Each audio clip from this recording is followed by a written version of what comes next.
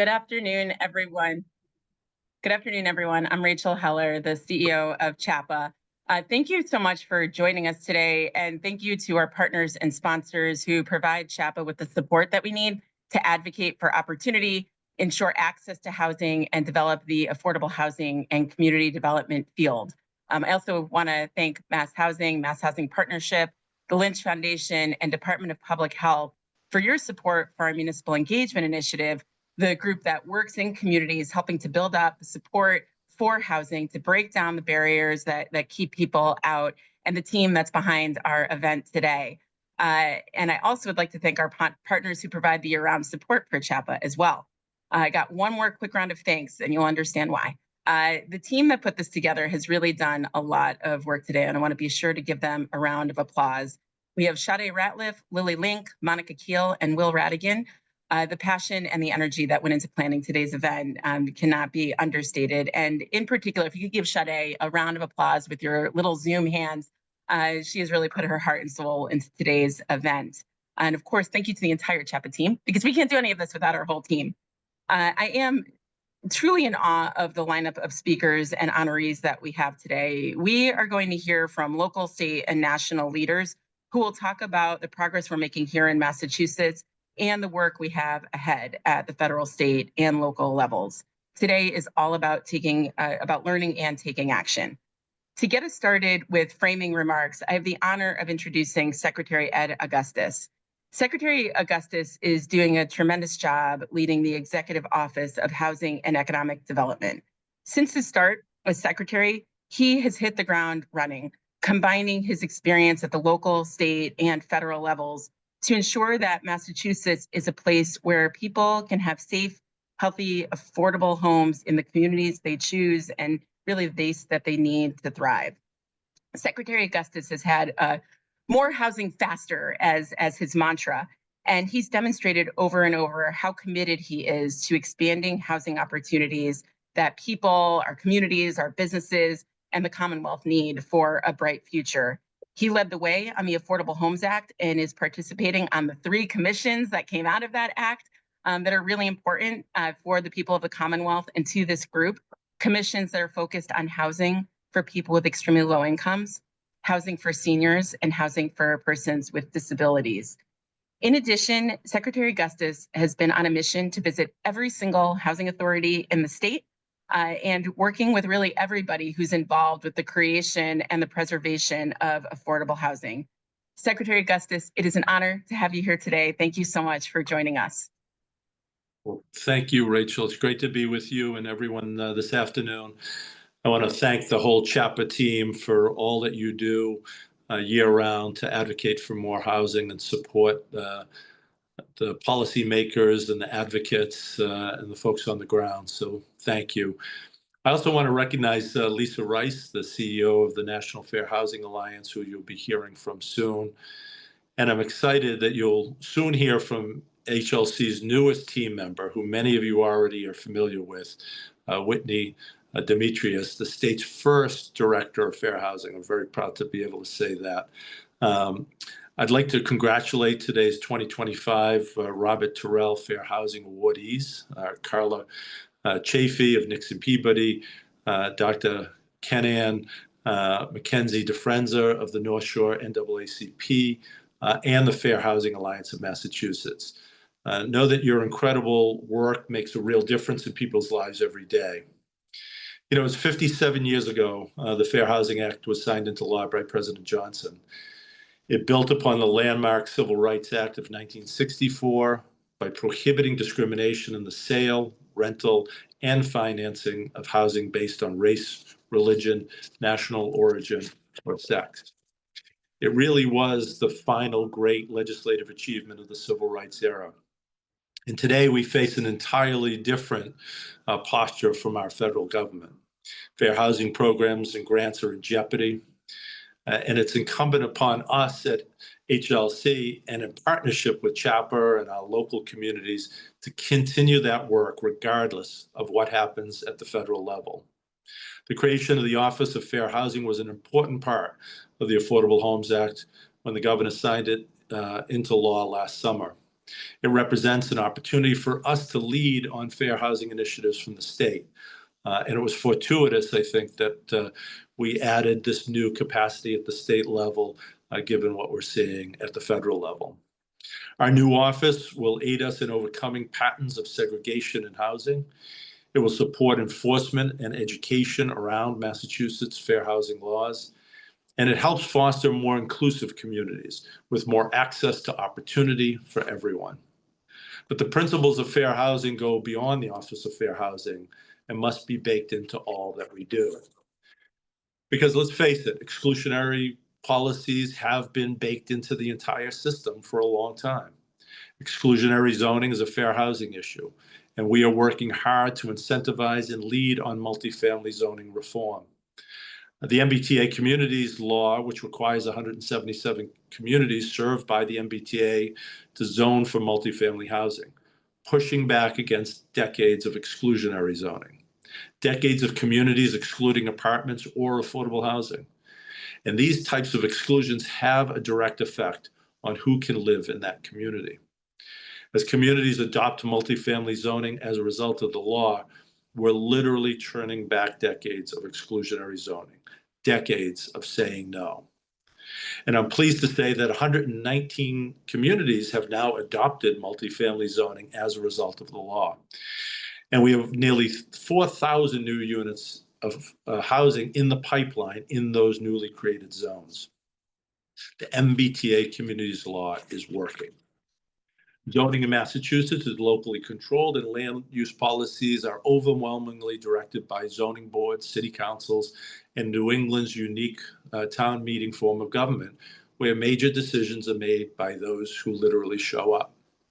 Across the state, the motivations for exclusionary zoning are myriad. While wealthy bedroom communities have on the forefront of exclusion, were on the forefront of exclusion at the turn of the century, the broad legacy of restrictive zoning in Massachusetts began roughly in the 1970s.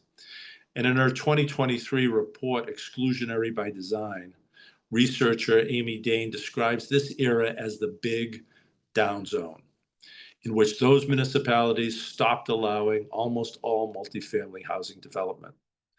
Communities across Massachusetts, quote, passed zoning moratoria, removed zoning provisions, tamped down density allowances, and add layers of project review, including sometimes requirements for project approval by the legislative body, either town meeting or the city council. The deliberative New England town meeting, a potent symbol of American democracy, had become, during the Great Down Zone, a swift and efficient tool to dismantle density, erect barriers to future production. In addition to creating the Office of Fair Housing, the Affordable Homes Act reformed eviction record sealing to prevent eviction records becoming a barrier to finding housing in the future. And while we work to bring families to the housing market, we also are laser focused on increasing the supply of housing. Because when there isn't enough housing, not only does demand increase and prices go up, but the people we're working to protect are typically the ones who feel the squeeze the most. That's why passage of the Affordable Homes Act was so important, both through the spending authorizations and the new policy initiatives, 49, that are targeted at jump-starting housing production.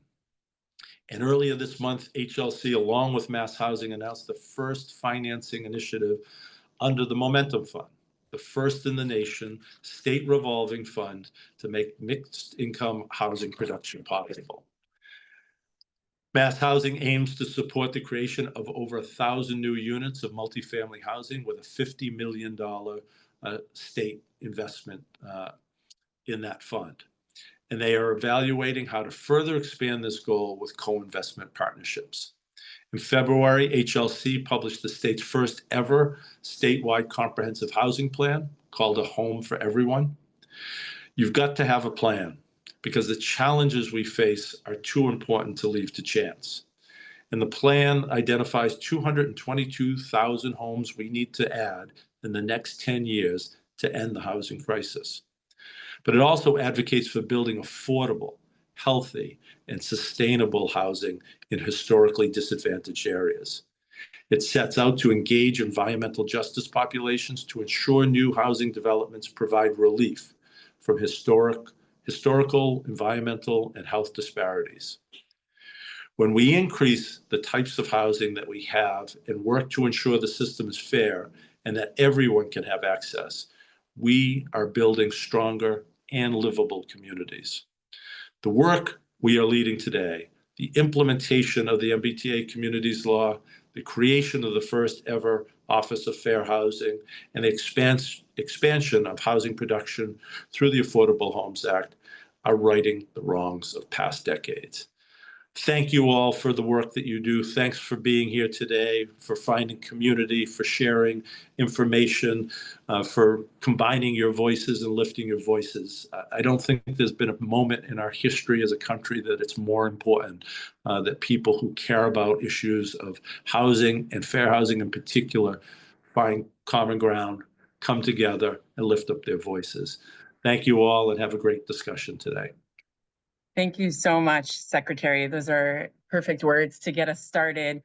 I now have the honor of introducing Lisa Rice, the President and Chief Executive Officer of the National Fair Housing Alliance. It is truly a privilege to have Lisa Rice with us today. Ms. Rice is leading efforts to advance fair housing principles, preserve and broaden fair housing protections, and expand equal housing opportunities for millions of Americans. Ms. Rice is a published author and played a major role in crafting sections of the Dodd-Frank Wall Street Reform and Consumer Protection Acts, many protections we need to protect today. We are so fortunate to have Lisa Rice leading the charge nationally.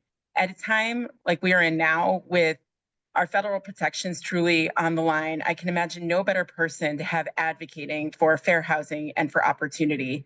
As you can imagine, she is very busy right now, and they are preparing their own big conference later this month. And so Ms. Rice will not be able to stick around, but please put comments and questions in the chat. We'll collect them and send them to her. And as Sade said, it will help to inform our work as well. So Ms. Rice, I turn it over to you. Thank you so much for being here today. Rachel, thank you so much for having me. And it's a distinct pleasure and privilege to be here with you all today. I want to give recognition to Secretary Augustus for his kind remarks and reinforcing remarks. I mean, those hearing him speak the way that he spoke was just very uplifting for me, and I'm sure with all of the attendees. I am going to attempt to try and share my slides, and I'm hoping that it will work and you all will be able to see the presentation. Give me just one. Okay, perfect. I am trying to put it in at, I'm hoping you can see it in presentation mode and you're not seeing the slides on the corner. But again, thank you so much for having me. We are in very interesting times, very Orwellian times. But even though we have been here before 4 years ago, over 4 years ago, this 2.0 administration is different. They are definitely better prepared in terms of being able to attack some of our most regarded civil and human rights. But I think that our organizations who still believe in justice, who still believe in righteousness, who still believe in democracy are up for the task. And I hope to share some of that with you in the few minutes that we'll be talking. HUD has taken a number of steps to curtail and to attack fair housing rights and fair housing protections. I'm sure that most of you are aware that HUD in February moved to terminate the Biden era affirmatively furthering fair housing interim rule Now, the interim rule was not a full rule. It did not fully reinstate the 2015 Obama era rule. The 2021 Biden rule was a smaller rule, but it did have a very robust definition for what comprises or what constitutes affirmatively furthering fair housing. It also required that jurisdictions certify that they were meeting and fulfilling their obligation to affirmatively further fair housing. So that rule was terminated. It was replaced with another interim rule in March that removed the Biden era interim rule, but also reverted us back to where we were prior to 1994. So it just requires for jurisdictions and grantees to make a general commitment to promote fair housing. It removes the AFFH certification requirements that had been put in place by the Biden administration. And it also sets up a new construct for how organizations and jurisdictions will affirmatively further fair housing, essentially going forward. If this final rule, if this interim rule is made fully, becomes a final rule, jurisdictions will only need to show that they have engaged in some type of action to promote fair housing. I like to liken this to going back to the days where jurisdictions only had to sponsor a fair housing poster contest to prove that they were affirmatively furthering fair housing. So it really is a setback. There is no analysis of impediments to fair housing or assessment of fair housing that will be required, and also no fair housing planning mechanisms that jurisdictions will need to comply with. So it really is reverting, it is really backsliding quite tremendously on jurisdictions' obligations and requirements to affirmatively further fair housing. Lisa, I'm so sorry to interrupt. We are not seeing the slides advance. So I just wanted to let you know if you had shifted to another slide, we're still on the front, on the first one. Oh, okay. It's not in presentation mode. I know you had noted. I'm so sorry. I didn't mean to interrupt. I just wanted to let you know we're not seeing it. Okay, so you're not seeing it in presentation mode. No, and we're still on the title slide. Okay. There, it just shifted. Sorry. Okay, and I apologize for it not being in presentation mode, so please forgive me. And thank you for letting me know. Do not worry. Thank you for letting me know. I'm so sorry. HUD has also moved to stop the enforcement of the previously implemented gender identity rule. This is a really sad state of affairs because the gender identity rule provided guidance for jurisdictions and for stakeholders to understand how to fully enforce the Bostock decision that affirmed that gender identity can be covered under the Fair Housing Act. This HUD also launched the DOGE task force. So DOGE is fully ensconced within HUD. Their stated goal is to eliminate waste, fraud, and abuse. But so far, that's not what they've been doing. But they have been canceling grants. Anytime they designate something as being diversity, equity, inclusion, or accessibility, it seems as though they are terminating the grants. And then once entities complain about it, they may go back and do an analysis and reinstate the grants. But that's very dependent. So as one example of the types of contracts that have been terminated under this $4 million cancellation, was a contract that we had in place to provide financial management training to nonprofit organizations that receive fair housing funds. It had nothing to do with diversity, equity, inclusion, or accessibility. It's just financial management training. But because the entity we were doing the training for had diversity, equity, and inclusion on their website, their organizational website, the grant was terminated by HUD. HUD also canceled roughly half of the Fair Housing Initiative's program grants. They have taken steps to stop any support for families or households that may have undocumented people living within the household unit. So this is something that we also are going to have to fight. They recently stopped support for I-10 mortgages, something that mortgage industry players, our partners in the mortgage industry space, have greatly lamented, and they're working in tandem with us to try and get HUD to reverse this decision.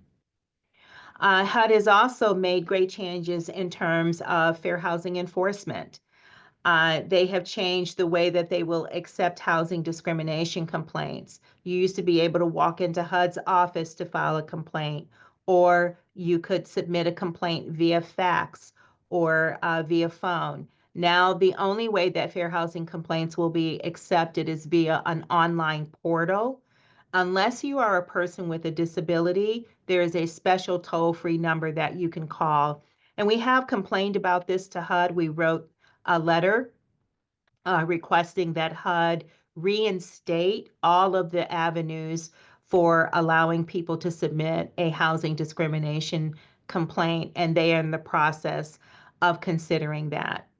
I think you all have probably heard that there have been significant layoffs at HUD. Many people in the Office of Fair Housing and Equal Opportunity have been laid off, unfortunately. And a judge recently ruled that if employees were probationary, they could be terminated. So we're going to continue to see more downsizing at HUD. There are changes that have been made with respect to fair housing and fair lending enforcement at other federal agencies as well. Now, there have been so many changes made. There's no way that I can go through all of them in the short amount of time that I have with you here today. So I'm just giving you some of the highlights and just a few of the highlights because I want to end on a positive note.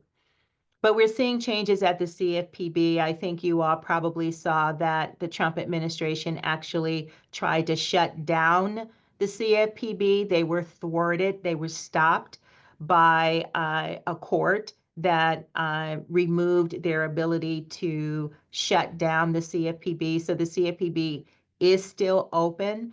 There is still staff at the CFPB, so they haven't been able to fire all of the staff that they tried to fire. So they issued notices of termination to staff, and then they had to contact the staff and tell them that they were not terminated. We are also seeing reversals on the way that this Trump administration is interpreting the fair housing and fair lending laws. So in a very, very unusual case, in a fair lending, a redlining case that had been completely resolved. There was a settlement agreement. The settlement agreement had been submitted to the court. The court accepted the agreement, but this Trump administration submitted a motion to the judge to vacate the settlement and reverse the decision, and to pay back to this mortgage company called Townstone, pay back the civil money penalty that Townstone paid to settle the case, which is highly unusual. I mean, this is completely unheard of. And the National Fair Housing Alliance and other civil rights organizations submitted a brief to the court asking the court to not agree with this highly unusual reversal of a major redlining case that was brought under the Equal Credit Opportunity Act. We're also seeing changes at the Federal Housing Finance Agency. This is the regulator for Fannie Mae and Freddie Mac. And Fannie Mae and Freddie Mac, because they're a federal agency that receives support from the U.S. taxpayers and receives federal support in other ways, they are obligated under the Fair Housing Act to affirmatively further fair housing. And so they've done a lot of things over the course of the past year to 4 years, excuse me, to really step up their the fulfillment of their obligation to affirmatively further fair housing and abide by the nation's fair housing and fair lending laws. And we're seeing the Trump administration dismantle some of that. So, for example, the Trump administration has removed the Fair Lending Oversight Office at FHFA. They fired all of the staff. They've stopped sharing critical fair lending and fair housing data that they had heretofore shared with the public. They've halted the GSE's Special Purpose Credit Program. Now, the GSEs will still purchase Special Purpose Credit Programs if they are originated by a lender and if that loan meets Fannie and Freddie's guidelines, they will still purchase the loan, but the GSEs have halted their own customized and unique special purpose credit programs. We're seeing changes at DOJ as well. So, for example, DOJ just sent 2 cases that had been sent to it by HUD for adjudication. The DOJ sent those cases back to HUD, saying that they will not adjudicate the cases and they want additional analysis on the cases, which is quite astounding when you consider that HUD has already issued probable cause findings in those cases. I do want to say, as I shared, there is a lot more happening, but I want to leave us on a note of positivity because we are winning. And let me just give you a few examples of that. When HUD issued a cancellation of fair housing grants, the Massachusetts Fair Housing Center, along with 3 other fair housing organizations, sued HUD and DOJ. A judge in Massachusetts granted a temporary restraining order. Those FIP grants for over 60 fair housing organizations have been reinstated. So that was a great win. The National Urban League and NAAFA and the Chicago AIDS Foundation have sued the Trump administration over its anti-diversity, equity, inclusion, and accessibility executive orders. There are a series of them. There are 3 of them that we've sued the Trump administration over. We're still awaiting the judge's decision in that case, but we expect to be able to ultimately see a positive outcome from the litigation of that case.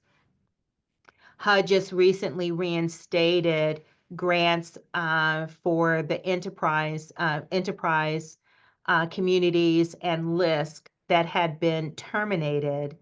HUD recently reinstated those grants, and those organizations are going to be able to continue developing affordable housing.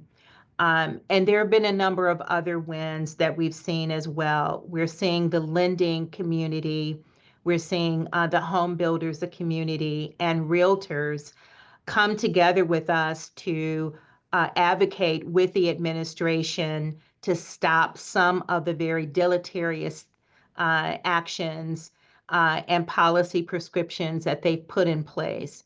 So we are seeing some wins in light of these unprecedented attacks. And that is really where you all come in at the state level. I mean, every organization with whom I have spoken at the national level, including the National Fair Housing Alliance, has made it very clear that we're stepping up our engagement with the states, just like we saw in the aftermath of the foreclosure crisis and the financial crisis, when the state AGs stepped up to bring major lawsuits against some of the largest financial institutions in the United States of America. We're going to have to see that same engagement this time around. And if you'll recall, in the aftermath of the 2008 crisis, a number of states came together. They united forces and presented this unified front to sue entities that had violated different state ordinances. We're going to have to see that same thing again. And so we're really encouraging and reaching out to our local and regional stakeholders to share that, yeah, at the state level, we're going to have to see states and municipalities stepping up in terms of enforcement and education initiatives, strengthening state laws if they need to be strengthened, increasing work and collaboration with fair housing organizations and other kinds of organizations that are pushing for a housing justice agenda.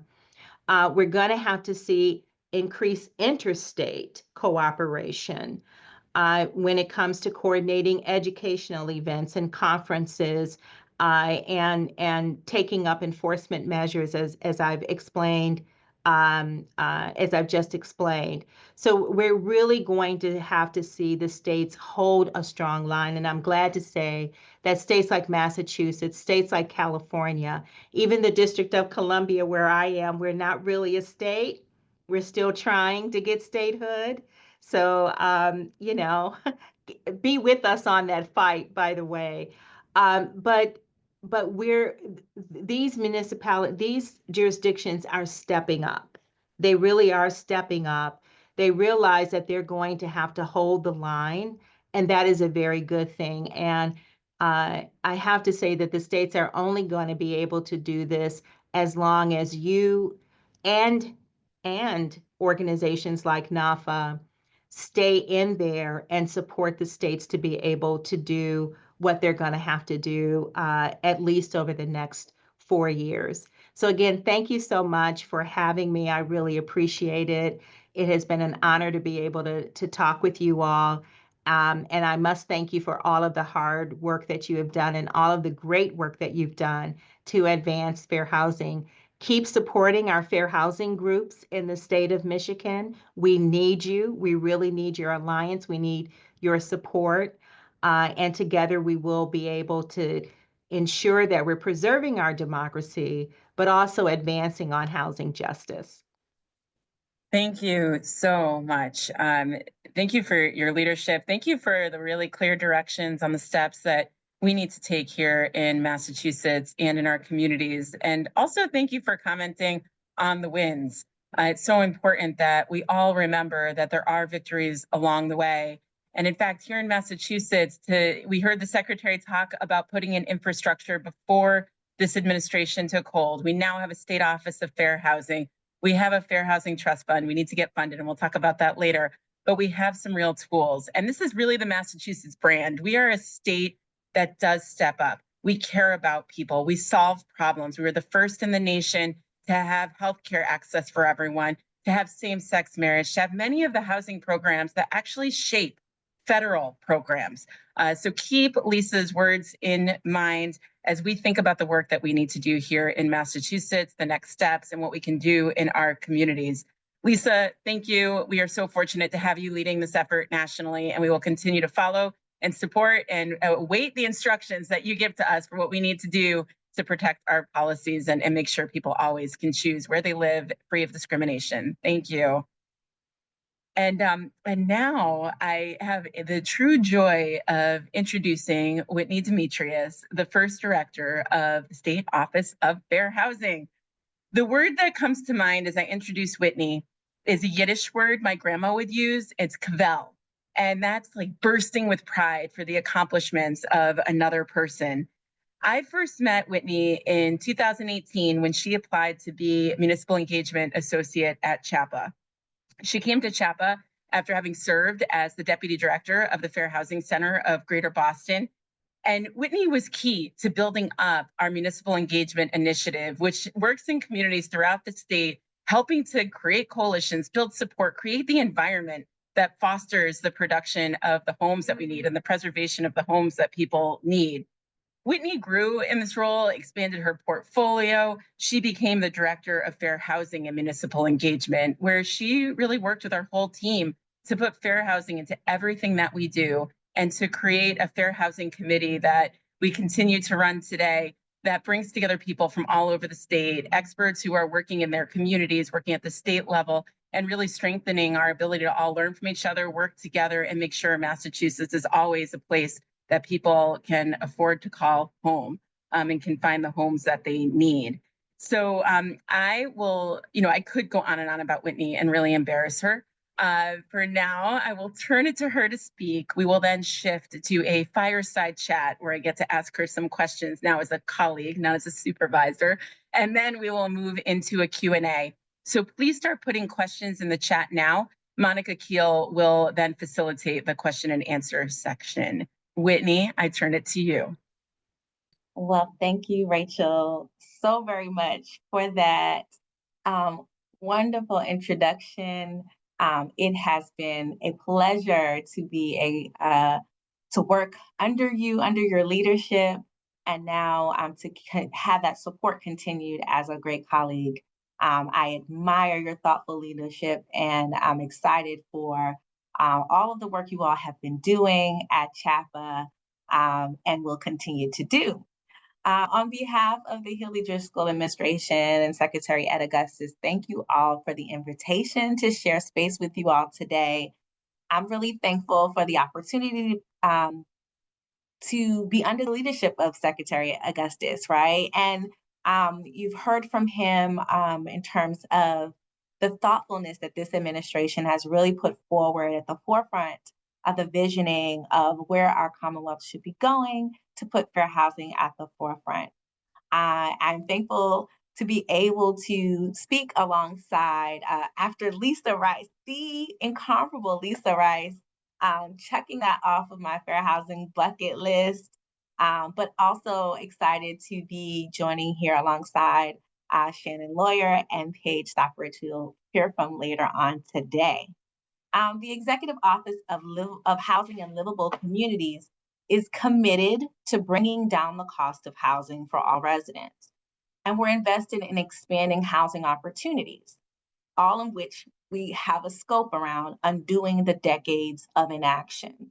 Fair housing is critically important to this administration, right? The Affordable Homes Act, as the Secretary noted, was established the first Office of Fair Housing and the Fair Housing Trust Fund to expand our efforts in fighting housing injustice. The Affordable Homes Act authorizes billions of dollars to support new housing construction and includes various other policy programs to help make housing more accessible to all residents. The law is a vital step forward. However, we realize that the implementation really is the charge, right? The implementation is a marathon, as is the work to eliminate housing discrimination. And so the Office of Fair Housing is charged with working to overcome the patterns of segregation in our housing and to support enforcement, policy development, research, programming, education, all of which to foster more inclusive communities and to create better access to housing and affordability. In order to reach those goals, we hope to lean on the expertise in this Zoom room and beyond this Zoom room, right, across the entire state, which of course, the theme for this year's symposium speaks true to that, right? Collective action for a thriving future. I'm keenly aware that this office is the legacy of so many of you who are on this call, so many who have gone before us, and you all really help to write and shape and advocate and give testimony to and support the implementation, the establishment of the office and the trust fund. So thank you. And I'm looking forward to continuing now to work with you to carry forward that vision and those objectives. So again, thank you all who have helped to support the work, and I look forward to continuing to do that alongside you. On this Fair Housing Month, we pause, right? We pause to honor all the individuals and the groups who've committed their lives to ensuring that we can unlock our thriving future, right? The future we want to see. We recognize, though, that the breadth and the severity of fair housing challenges, as we've heard already today, much of which Lisa Rice just laid out for us, we're faced with, we're committed to continuing to hear from the stakeholders, to hear from all of you, from the advocates, from those who are on the ground, and certainly those who are directly impacted by housing discrimination. We understand that there will need to be collective action, right, to move towards the solutions that's necessary to move us forward in the weeks, in the months, in the years, in the decades, right, to come. We're committed because we recognize that what we stand to lose if we don't meet this moment, right? We're truly committed because we understand, let's say that again, what we stand to lose if we don't meet this moment. So the strength of our Commonwealth, we know, is its diversity. Our state should always be a safe place for everyone to call home, where they can feel a sense of belonging, where they can make choices on where they want to live in a home that's free from housing discrimination, right? But not only that, that they can choose to live in a community where they can actually thrive. In my role, it is my opportunity to uplift fair housing and look forward to working alongside each of you and beyond to collectively work to eliminate housing discrimination, to promote open and welcoming communities, to eliminate patterns of segregation through policies, through programming, through funding.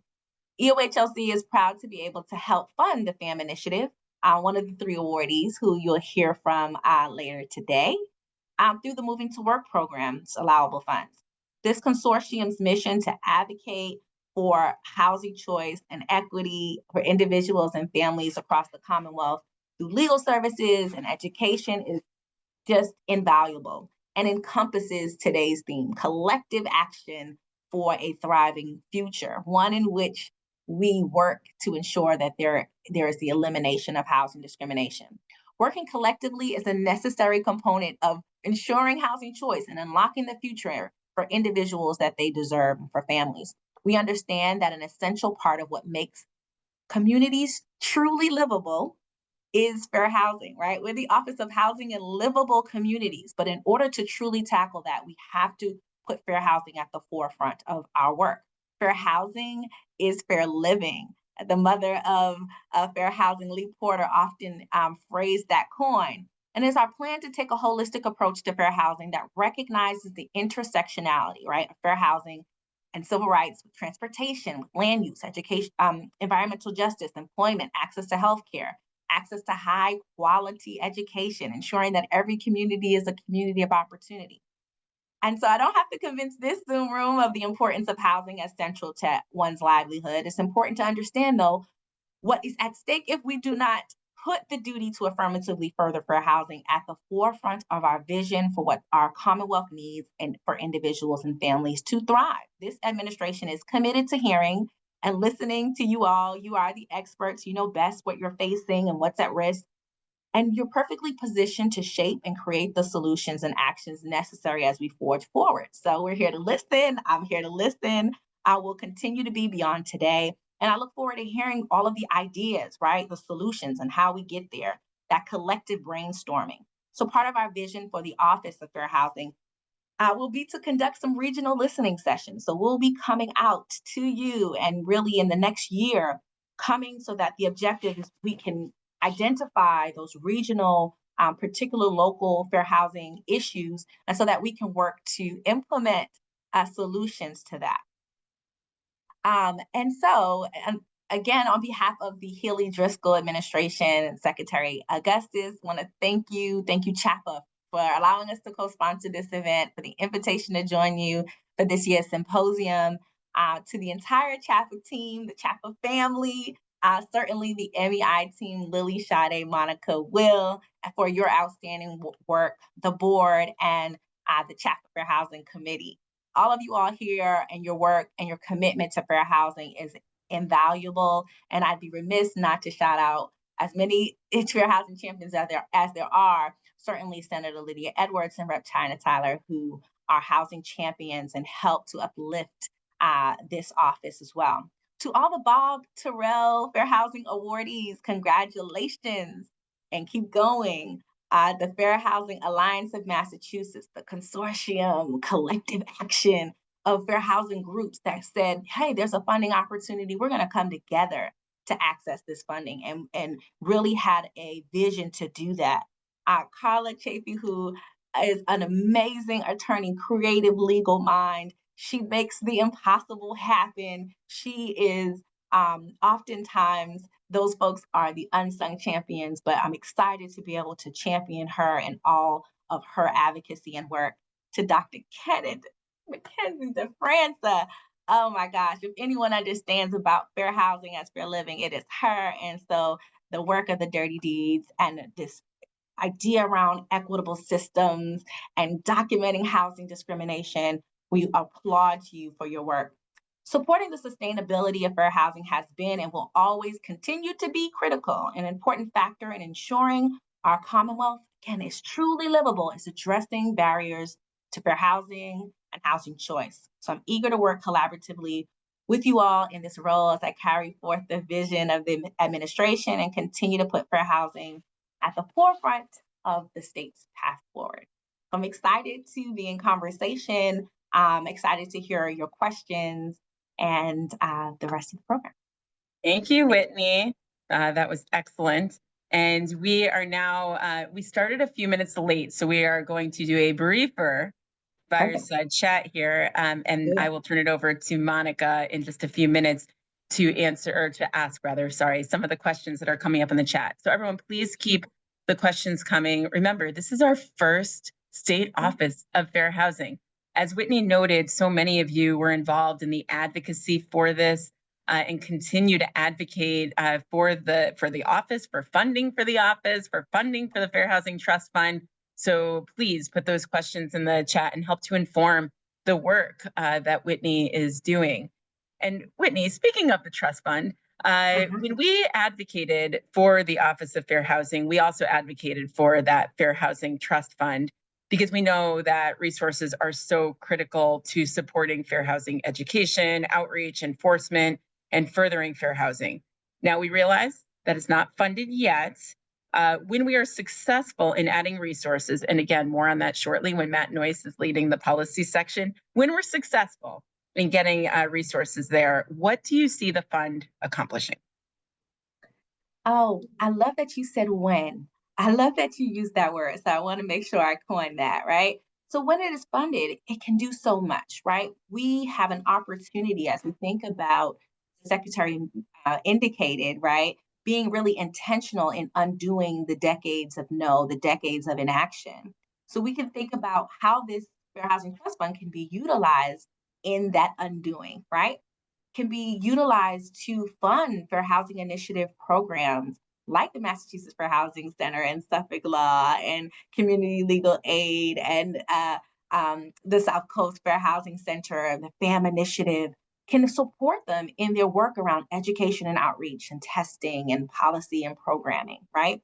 And not just those typical fair housing groups either, right? So other groups who are doing fair housing work on the ground, we oftentimes talk about environmental justice organizations, right? It can support research and campaigns and testing of all sorts, right? We'll hear about the work from the Metro West Consortium and how they contracted with Suffolk to do testing of sorts, right? Almost like self-compliance. See what's happening in our community, right? It can be able to answer some of those objectives that folks have put in their local fair housing plans, right? What's happening? What is the challenge? What are the protected classes that are under attack in our communities?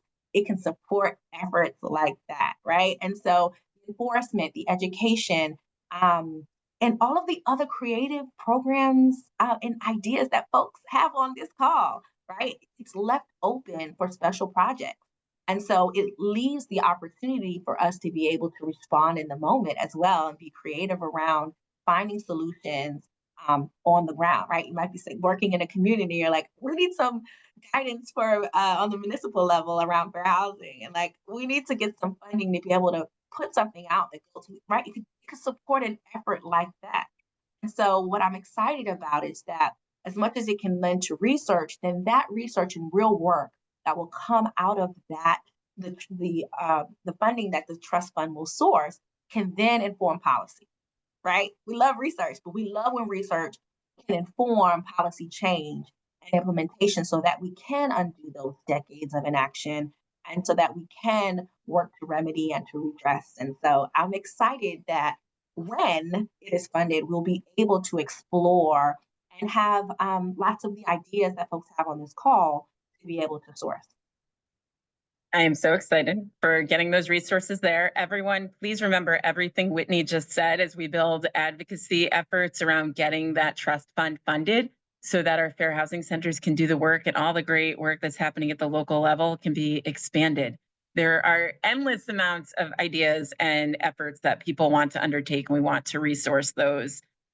So shifting gears a little bit to kind of a broader question, something that you and I used to talk a lot about when you were at CHAPA, and something that I know really drives your passion for this work is making communities livable for everybody who lives there, who works there, who plays there, who wants to live there. It's one thing to afford to live somewhere, but what makes a place truly affordable, truly livable? Can you share your thoughts on that? Well, first off, what a great question, right? Because it's framed in a holistic way in terms of not just folks who live there, but folks who work and play and visit and want to live, right? And so how do we make sure that communities are welcoming, right? How do we make sure that we have a holistic approach in terms of how we think about fair housing, right? Not just that folks can afford to live there, because that is important, but also what is that experience like, right? I can afford to live there, but can I afford to live there? You know, right? What is my experience when I go for a jog or fish in the local lake or like, right? So like, what is the experience like, and how do we ensure that communities are welcoming and safe, right? And in addition to them being affordable, how do we make sure that, you know, as we think about a holistic approach to housing and how this overlaps with climate and environmental justice and health, right? You know, and at the top of our tongue in rhetoric, we were often 2020, 2021, we're talking about the idea of being able to have a safe home, a healthy home, and what that means for us. That still is relatable today, still applies today. So as it relates to transportation and access to education, right? That's what makes a community truly livable, is thinking about it from all the various lenses, right? And so that's what I'm hoping to do, to continue to do in my role here, is to like really tackle this idea around not just are we building more, better, and we got to do that, right? But also how, when we do that, do we make sure that people have access to housing choice? They have access to information, that things, you know, we can address the digital divide when folks are applying for housing. How do we think about a calming app? How do we support the work of groups like the Housing Navigator that are looking for kind of streamline things in a one-stop shop so that people know how and where to access housing so that they can then do that free from housing discrimination in a community that's welcoming to them, right? And so we tackle that. There's I mean, we can talk about that at length in terms of what does that truly mean. But I think what it takes is intentional work. It takes work done at the forefront of our planning when we're thinking about communities and we're thinking about economic development and what businesses are here and get to stay here and thrive, and what people live here and get to stay here and thrive, right? And so I think it's this big question, but I love that it's framed in a way, not just for folks who live there, but who want to live there, who work there, whose kids go to school there, right? They live somewhere else. How do we tackle this and think about all the voices? Love the way you talk about it. And it makes me think about how much we all need to do that work. Just sit and think about what makes our communities so great. What is our vision for our communities? Because then zoning is a lot more interesting when it's about making your community more welcoming, more livable, more of a place that people want to be, more vibrant. You know, no longer do we talk about units, we talk about homes. Because people don't live in units. We all live in homes, right? So I hope people really think about that, because it just really is at the core of this work, and will bring in, you know, so many more people in a way that we can then start to take down those barriers and create more welcoming spaces. I have a lot more questions. What did you say? I said bit by bit. Bit by bit, right. Yeah. I have a lot more questions for you. I'm going to turn it to Monica to see if you are going to ask questions in the chat. If people haven't put in more, I have plenty more to go. So I'll turn it to Monica for now. Thank you both so much for those great reflections in the fireside chat. But we do have a couple questions in the chat. So I'll start with this one from Katie Ryan. When it comes to public and private partnerships to develop affordable housing units, the developers or owners can and do use that as a mechanism to drive up prices in the market. How is this possible to address? Because it feels like this model gives a tax break and speed track through zoning in order to generate exponential profit. What is a path to mitigate that is being pursued? Or am I misunderstanding the economics of this? Well, that is a great question. It's a loaded question, and in some ways maybe a particular question around a particular project, right? So I want to just note that I think we have many tools in our tool belt, right, in terms of how we address this need to plan and to develop and to do that well, right? And so oftentimes there are unintended consequences that come with different policies and incentives and those sorts of things. And so one of the things that this office is going to sort of be charged with is to be able to look at those things, right? And so I want to make sure that our office has sort of an open door. So Katie, I think we should talk more. And I think the other piece about it is so be able to have a fair housing lens on all of these different structures. And certainly our objective is to think about ways to get us towards this path forward, the future, right, that we want to see. But we want to be able to do that thoughtfully. And so certainly, you know, outside of just this particular sort of loaded question that I think we probably should have coffee and tea about and talk more, right? These are the sorts of things that, you know, if you see issues that may have a fair housing impact, right, around, particularly as I think you're mentioning for low and moderate, extremely low income individuals, right? When we start talking about who's benefiting from housing opportunities, those are the sorts of things we want to be able to talk through, right? And so now it is my job here at the state to focus on those things singly. So I'm excited for hopefully that somewhat gets to your question, but also what others might be having at the top of their mind, questions that they're having, to know that I'm here and that I'm interested in hearing, because I'm in all of the rooms, right? Around implementation, around policies, working with our quasi partners and sister agencies and the various divisions here at HLC. And so where I have information, where there's potential impacts, I'd love to be able to uplift those. And Rachel, I look to you as my other expert. So other thoughts you have on that question, please chime in. I think you answered that so well. I will add the economics are incredibly challenging of creating housing. It actually costs $500,000 a home at this point, and unfortunately, the rents or prices that people buy them for need to be able to cover that in the operations. Something that's really important to note, though, is how much our using zoning to say no is part of driving up the costs.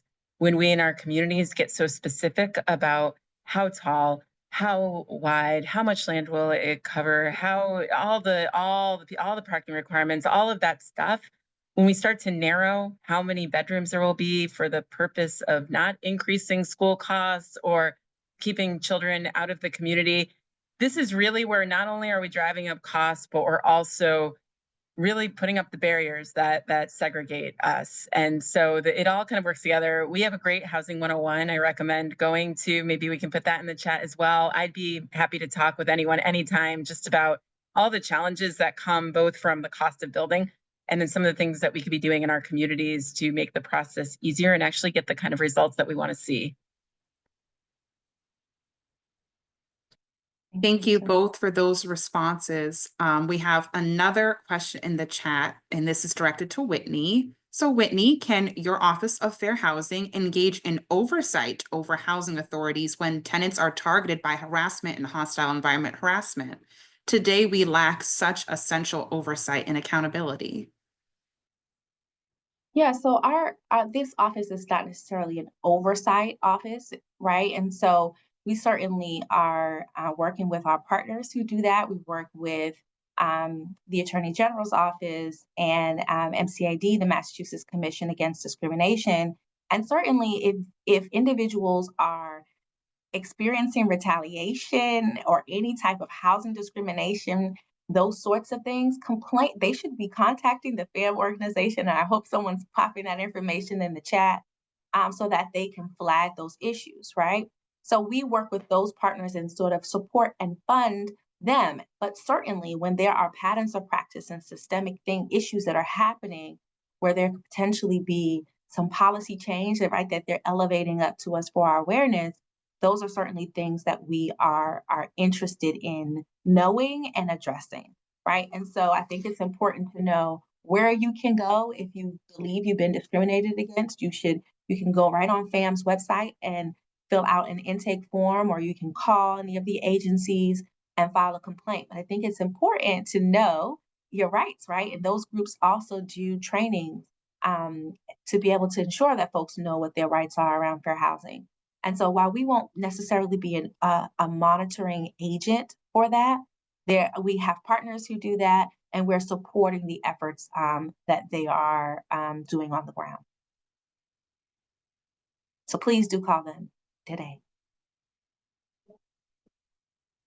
Was just putting the link to FAM in the chat, so thank you so much. Oh, and I see Ashley already sent it as well.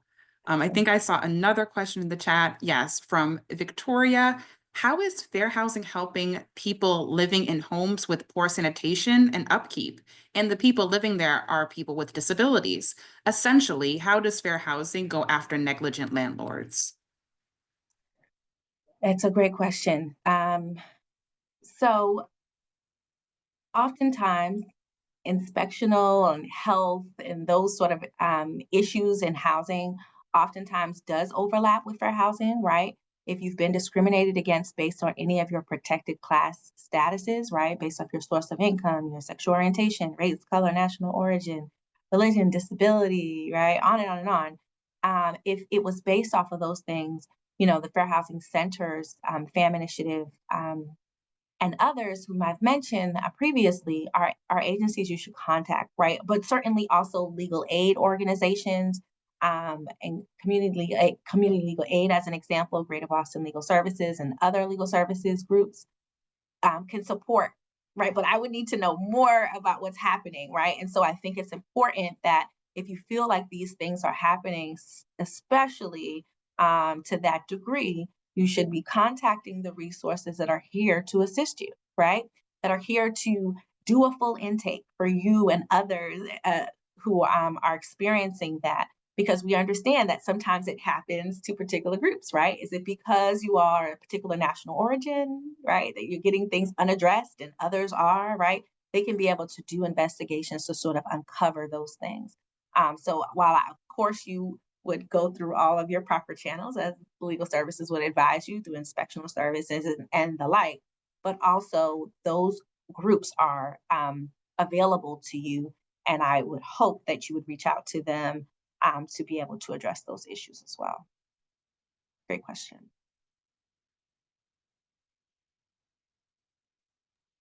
Well, I believe that was all the time we had for questions today, but I did share your email in the chat, Whitney, so folks can follow up with you with any other pending questions, but want to thank you both so much for going through that fireside chat. I'm really glad we decided to do that.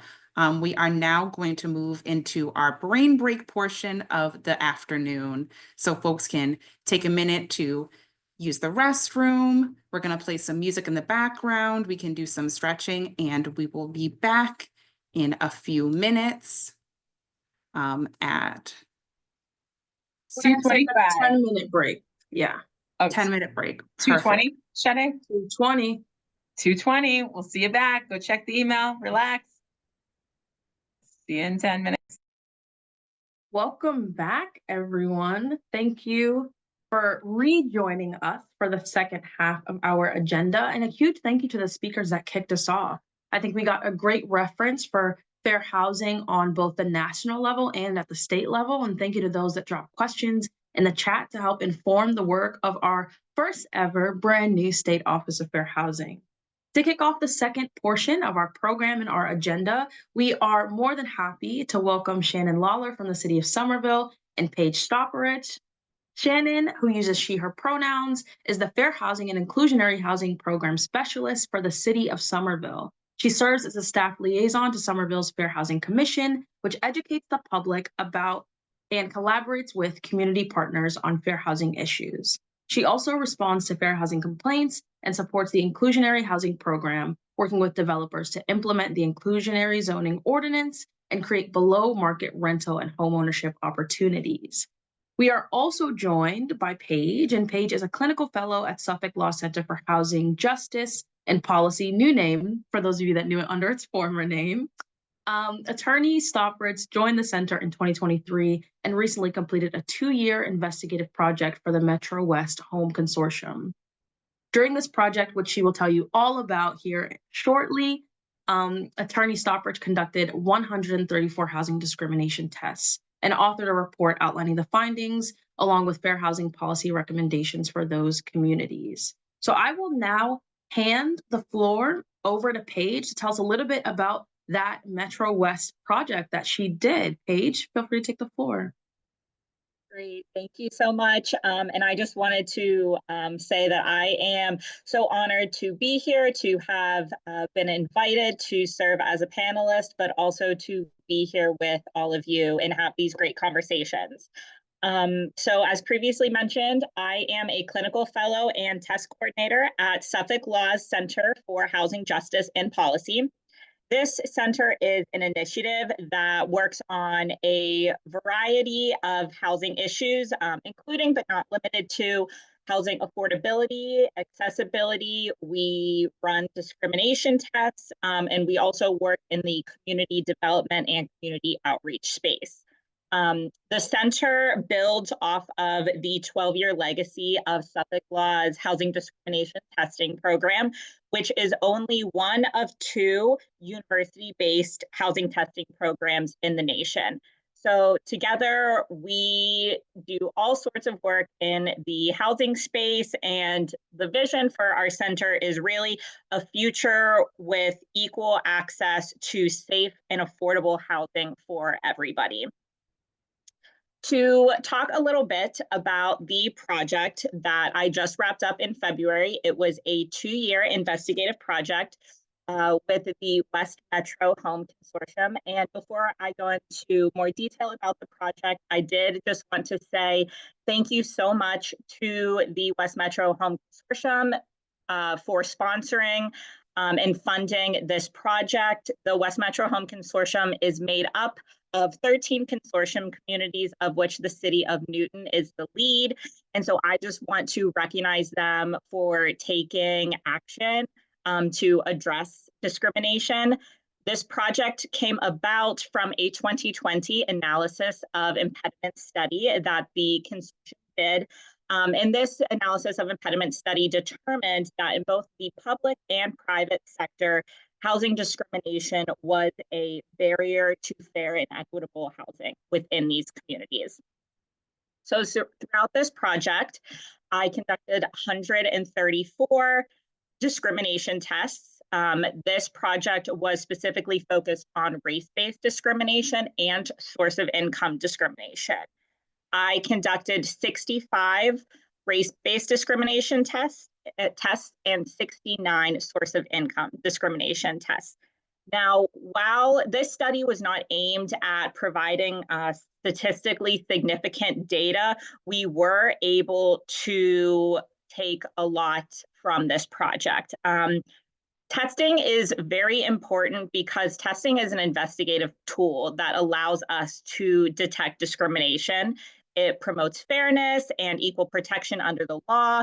It holds housing providers accountable for their actions, and mostly related to this project, provides some data and some numbers to bring about policy and change.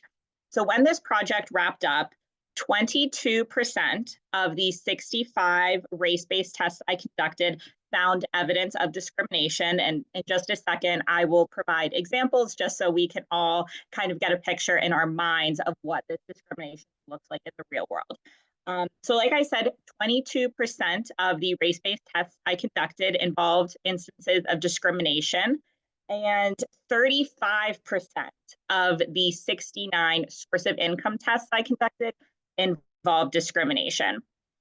And part of why I think this study is very unique, and also what makes these numbers important, is that this study really highlighted, or this project really highlighted, that housing discrimination does not just occur in large metro cities. It is also something that occurs in our suburban communities as well. So when I'm talking about source of income and race-based discrimination tests, what does that look like? So I'll give you an example of a source of income discrimination test and a race-based test. So for source of income, again, this is real life scenario that occurred in these tests throughout this project. So I had one source of income test where the housing provider, in this case was a licensed real estate agent, we refer to them as the control tester. So the tester who had a market rate profile. The housing provider gave this tester a tour of the unit and really talked up the apartment by mentioning that the landlord is really great and the apartment is in a really great location. Like I said, gave the control tester a tour of the unit and also gave them an application to apply for the unit. When the protected class tester, so the tester in this test who portrayed having a housing voucher, when the protected class tester interacted with the housing provider, she mentioned that she had a housing voucher and asked if she could tour this same exact unit. The housing provider's response was that all of the low-income units were full. And when the protected class tester asked if she could still apply anyways, the housing provider said no. The tester also mentioned that the housing provider seemed irritated and ready to terminate the call with her. When we're looking at race-based testing, how we design that test is that our testers are given racially identifiable names, so names that are commonly associated with somebody of that race. So this particular test that I'm highlighting involved a white male tester and a black male tester. The housing provider, also another licensed real estate agent in Massachusetts, gave the white male tester, the control tester, a tour of the unit and an application of the unit. When the black male tester, the protected class tester, connected with the same housing provider and asked to tour the same exact unit, the housing provider asked the black male tester what their income was and if they would be running a credit check, and asked if the tester had any issues that he might want to tell him about so that he could smooth it over for him. And the importance in this test is that the white male tester was not asked throughout the duration of the test a single question about his income or his credit score, compared to the black male tester, who was, before even given the opportunity to tour the apartment, was asked about their income and their credit. And it seemed like the housing provider might have assumed that there would be an issue with the black male tester's credit score, indicating, the housing provider might doubt his ability to afford the apartment. there were, this is not like an exhaustive list of how the discrimination panned out in all the tests. These were just 2 tests that I highlighted in my report and I chose to highlight today. Denying voucher holders the ability to tour an apartment, and also doubting, based on race, somebody's ability to afford an apartment are some common practices of discrimination that we do see. So that's partly also why I wanted to highlight those in this meeting. The second half of my report really focused on, okay, we have found these levels of discrimination. We have confirmed that it is occurring in these communities. What can we do about it? What can we do to ensure that everybody in the Commonwealth of Massachusetts has access to fair and equal housing? And that's where my recommendation section came in. In the report, which is published online, I provided an array of recommendations. I'm only going to highlight 5 here just in the interest of time. But I think one of the most important recommendations right now is just the providing funding for fair housing initiatives. I'm sure we all know fair housing complaints continue to rise. They really are at an all-time high, along with our rates of homelessness. And funding fair housing initiatives and programs is truly imperative to ensure that everybody has equal access to housing in Massachusetts, and also that housing is safe and affordable. Another well-known recommendation that I'm sure we all have some level of familiarity with is inclusionary zoning. So setting aside a higher percentage of units as affordable units and choosing a targeted income range of households to be served by that percentage. Also, studies show that mandatory zoning requirements rather than discretionary zoning requirements yield higher success rates in creating more affordable homes for residents. Another recommendation that I lay out in the report is eliminating restrictive zoning / single family zoning. So allowing multifamily homes to be built, thus diversifying housing stock in communities and encouraging more affordable housing. And this recommendation also allows for more low to moderate income families to move to resource-rich neighborhoods. As I'm sure we all know, discrimination in housing doesn't just affect where somebody has the opportunity to live. It also affects their access to opportunities, their access to education, their access to healthcare. And so it really, where somebody lives really does affect every facet of their lives. On a more community-based note, community engagement-based note, another recommendation I highlight in the report is offering fair housing trainings to tenants, to prospective renters, but also to landlords and real estate agents, management companies, brokers, anybody who is involved in the sale or renting of a dwelling. Offering fair housing trainings makes sure that all parties on both sides are aware of their rights and responsibilities under the law. It helps break down systemic barriers and reduces levels of discrimination. And one of, I think, the most important parts about this recommendation is that knowledge is power. And so if tenants and prospective renters know not only their rights and responsibilities, but know what the fair housing laws are, they are able to tell if they may have been discriminated against. But it also gives them a sense of empowerment, and it gives them the opportunity to use their voice. Finally, another recommendation that I mentioned, which will kind of lead well into Shannon's presentation, is encouraging and supporting the creation of fair housing committees and commissions. So this type of civic engagement increases housing awareness at the local level. It gives community members the opportunity to become involved in municipal government and advocate for the issues that they might be experiencing or that they notice community members are experiencing. This really helps bridge the gap between community member and municipal government. Again, Somerville and Newton actually do have specific fair housing committees. There are other cities and towns throughout Massachusetts that have these committees and commissions as well. This is not all of them, just to name a few. Malden, Milford, and Framingham all have fair housing commissions or committees as well.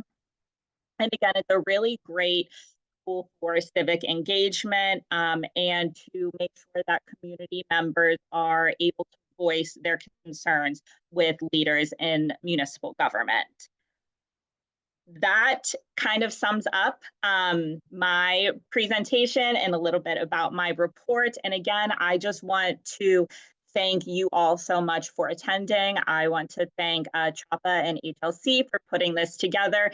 And I feel very grateful and hopeful, not only to be able to do this work, but also to be here with all of you champions for fair housing in a time when we really need it. So thank you so much. Thank you, Paige. Thank you for setting the stage for what it looks like to take all the information that we got in the first half of our program about the funding crises that folks are facing, about what folks are doing on a state level to make sure that we codify AFFA's measures across the Commonwealth. And thank you for showing us what does it mean for several communities in the form of that consortium to come together and make a claim to advance fair housing. And as you mentioned, Paige, one of the ways that we can advance fair housing on our municipal level is through our fair housing commissions, which is a very nice segue into Shannon's presentation. So Shannon, would you like to tell us a little bit more about the work that you do and how folks might be able to engage in similar initiatives in their own community? Yeah, and thank you so much, Paige. That presentation was wonderful and really, really informative. I'm going to share my screen. Okay.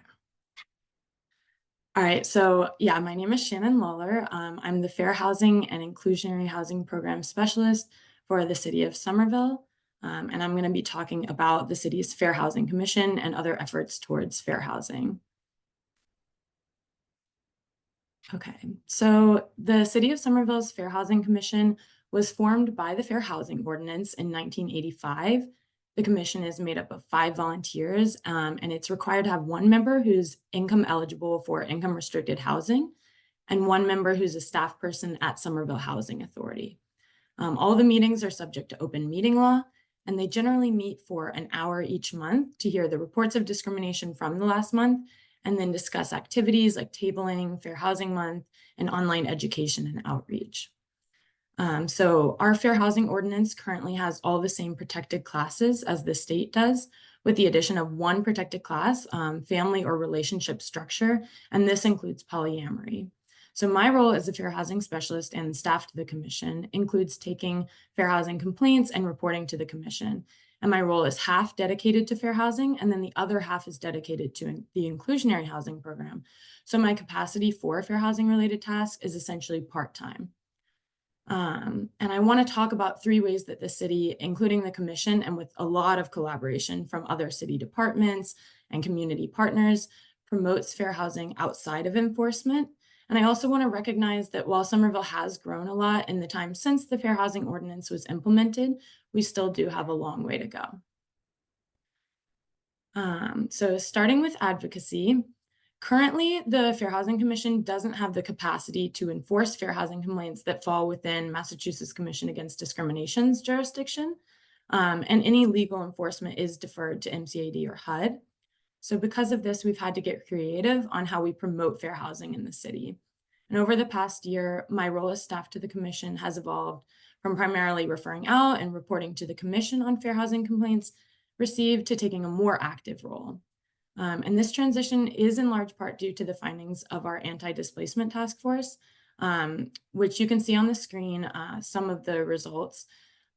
But they surveyed local partners who work with Somerville residents and found that while 60% of the respondents had seen fair housing discrimination in the last year, only 24% had filed official complaints with either the city, MCAD, or with HUD. And this affirmed what the commission had suspected and what many of you might also be seeing locally, which is that the relatively low numbers of complaints submitted does not really reflect the amount of housing discrimination that actually occurs. And they found that people often don't want to submit official complaints because they don't believe that it will lead to any substantive action, or because they need to find housing or stay in their current housing on a more immediate basis. And the long filing process and wait times reported by constituents who have filed complaints doesn't really align with the urgency of real housing timelines. So in order to encourage people who are facing discrimination to report it to the commission, we transitioned to a more advocacy-based role.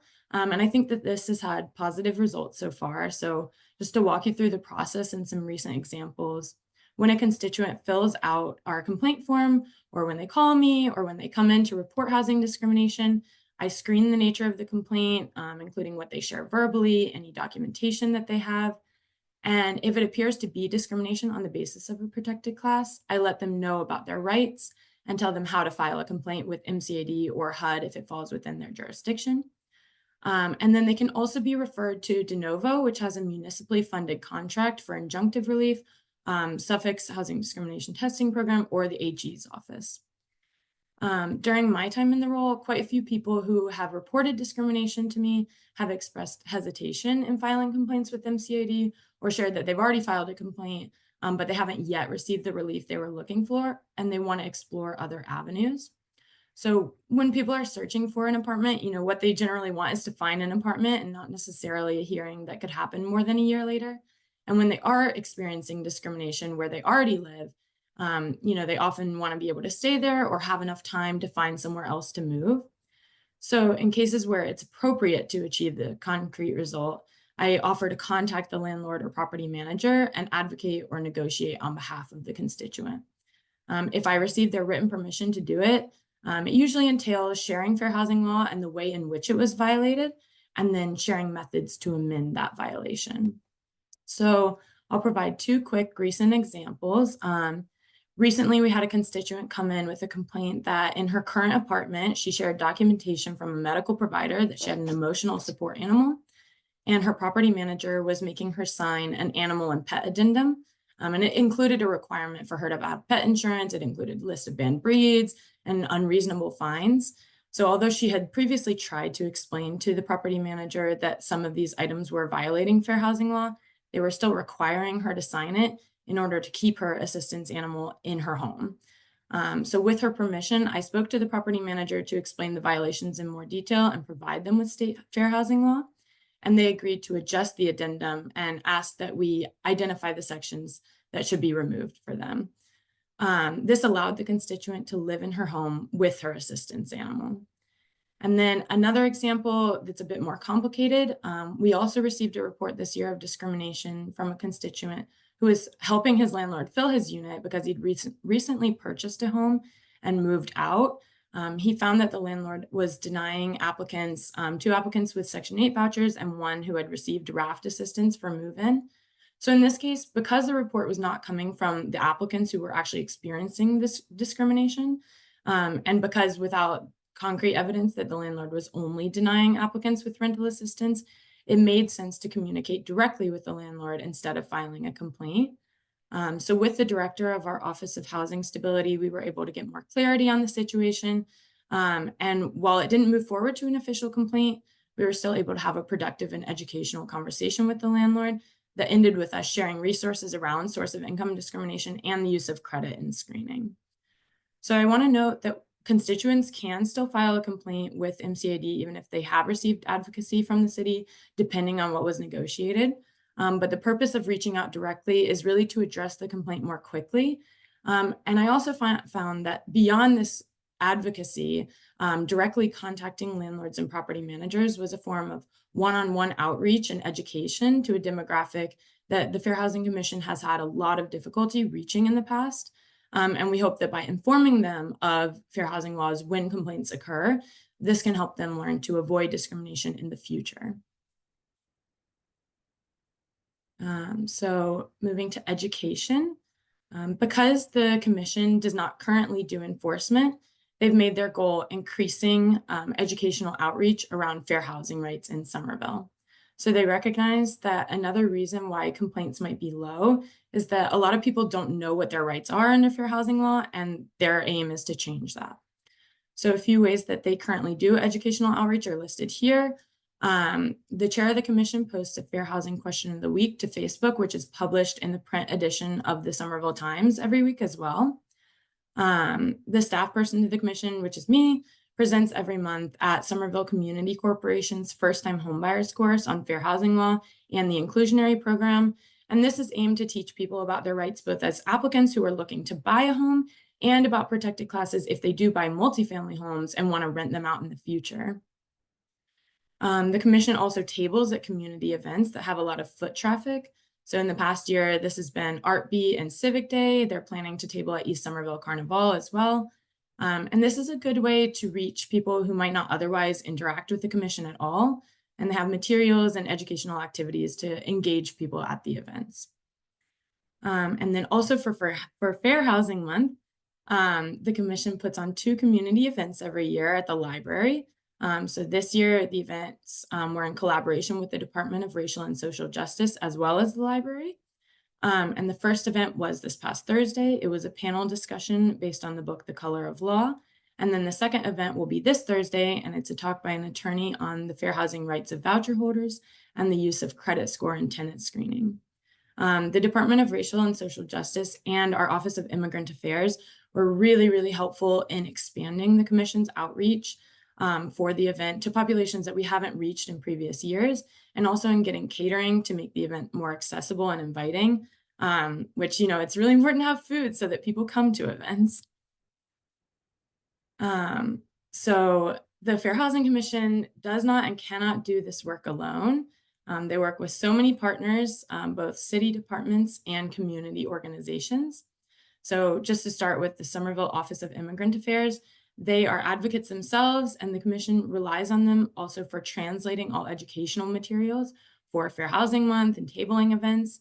And when I'm working with non-English speaking constituents, they provide the resources for on-demand interpretation, as well as sometimes advocating on behalf of the constituent.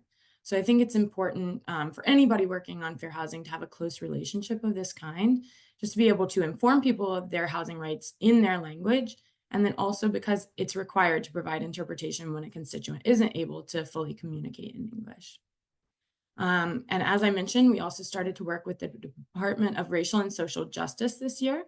And they've helped tremendously, not just in outreach, but also in providing ideas for Fair Housing Month events to make them more effective and educational. And we're in contact with their Human Rights Commission and their investigator, just to ensure that constituents who come to them with complaints that have overlap with fair housing are included in the data that we have. And we're looking forward to developing this relationship more in the future. The Office of Housing Stability also does a ton of work that overlaps with fair housing. Their advocates help with things like writing reasonable accommodation letters and negotiating with landlords. For instance, if an individual's subsidy is terminated and they only receive the notice in English, but they speak another language, OHS can negotiate to get them another chance at a hearing. And that really ties into the language justice piece and national origin as a protected class. OHS is also, they're the ones that have the legal contract with De Novo, which represents tenants for injunctive relief, and can do that in fair housing cases as well. They have a municipal voucher program, and that's aimed towards families with children in Somerville public schools who are typically screened out of or poorly served by federal housing programs. And then they partner with Somerville Homeless Coalition on a voucher incentive program, Summer VIP, and that provides money to landlords and realtors who are renting to tenants with mobile vouchers. And again, this is trying to address the housing discrimination before it occurs. So we have other programs and ordinances as well that are informed by a fair housing lens. So the Housing Stability Notification Act ordinance, this requires landlords and realtors to give tenants notice of their tenancy rights at the start of tenancy and if they're being evicted. And this sheet has the commission's contact information for filing a complaint. The inclusionary zoning ordinance accounts for 3-bedroom or family-sized units to help prevent displacement of families from Somerville. And the program does not look at immigration status of applicants, and this creates more access to housing for the immigrant population. And then the Residential Displacement Committee of the city's Anti-Displacement Task Force also paid special attention to fair housing, and their findings, which I shared some of them in the beginning, have really informed how the Fair Housing Commission has grown. So next steps. While Somerville and the commission have a lot of limitations and room for growth, particularly because the commission is volunteer-based and has limited capacity for enforcement, the commission has been really creative in finding ways to meet the community where they're at and provide education around fair housing. And they're always looking to do more. I think the key thing to take away is that even with the limitations, work towards fair housing justice can still be done. And if you don't have a commission already and you want to create a similar body, while our fair housing ordinance didn't require a home rule petition and the ordinance is what created the commission, I would encourage you to talk to your municipality's legal counsel and look into how you can do that. And as a municipality, even if there isn't capacity to create a dedicated commission or have full-time staff, and like I said before, I'm only working part-time on fair housing work, you can still bring together the expertise of your existing departments, your existing community partners to educate tenants, buyers, and landlords about fair housing rights. You can encourage people to file MCAD or HUD complaints and help them with that while also advocating for them directly. And you can look into passing ordinances like a fair housing or housing stability notification ordinance and making policy with fair housing, with a fair housing lens. I think the key to making this work sustainable is that collaboration piece, because without collaboration, the education and advocacy really would not be as effective or even possible. And fair housing isn't something that's just for one city or one entity. It's really, really critical. And I'm happy to talk to anyone who's interested to learn more or to help us learn more because we're all in this together. So thank you. Thank you, Shannon, and thank you, Paige, as well. Thank you both for contextualizing what it looks like to enforce and inform folks about fair housing initiatives in their own communities. As Lisa Rice outlined, the fair housing landscape is under attack, right? And those attacks are taking form in many different ways. And I want to acknowledge first and foremost that these are scary times that we are living in, right? There's times where we're not certain about the effects of these attacks. And I know firsthand what it feels like to be on the fringe of losing housing or to have your housing costs take up the majority of your monthly budget and not have the time or energy to keep up with changing policy. And that's what makes the work that you and Paige do so important. But today, I want to reframe our conversation because our goal is not to ruminate on the what ifs or to entertain the attacks that we're seeing. As Secretary Augustus and Whitney outlined so well, we have a wealth of tools in our tool belt, not just tools of policy, but tools of practice that Shannon and Paige have outlined for us. So please feel free to drop any additional questions that you may have in the chat, and I will field a few questions that we have gotten already to both Paige and Shannon. So to start, Shannon, how has your community reacted to the presence of your commission? Do you find that you're easing the blow of folks by being able to have that middleman role as a mediator? Yeah, I think that a big part of it is just getting the word out about the commission and making sure that people are aware that they have us as a resource and that they can go to me as the staff to the commission and go to the commission and make them aware of any fair housing violations that have happened in the community. But I do think that for people who have come to us and, as we've spread the word about what the commission can do, the direct advocacy part has been really helpful. And then also just helping people file a complaint with HUD, especially now that it is only online, and some people don't have the resources to do it or the ability to do it all on their own. So just having someone to help with that, I think has been a big benefit for people. Thank you. I appreciate that. And there are a few questions for you as well, Paige. What does it take for communities like those in the Metro West Consortium to begin a project such as the discrimination report that you told us so much about? Absolutely. So Like I stated in my presentation, this project came about based on a 2020 study, analysis of impediment study that these communities did, and that they collectively determined that housing discrimination was a barrier in these communities for access to safe and affordable housing. And I'm not sure about the municipal steps it takes within the municipal government to put a project like this together, but I do know that they put out an RFP asking, if anybody could take on a project of this size and a project of this matter. And our housing discrimination testing program was lucky enough to get to spearhead this project.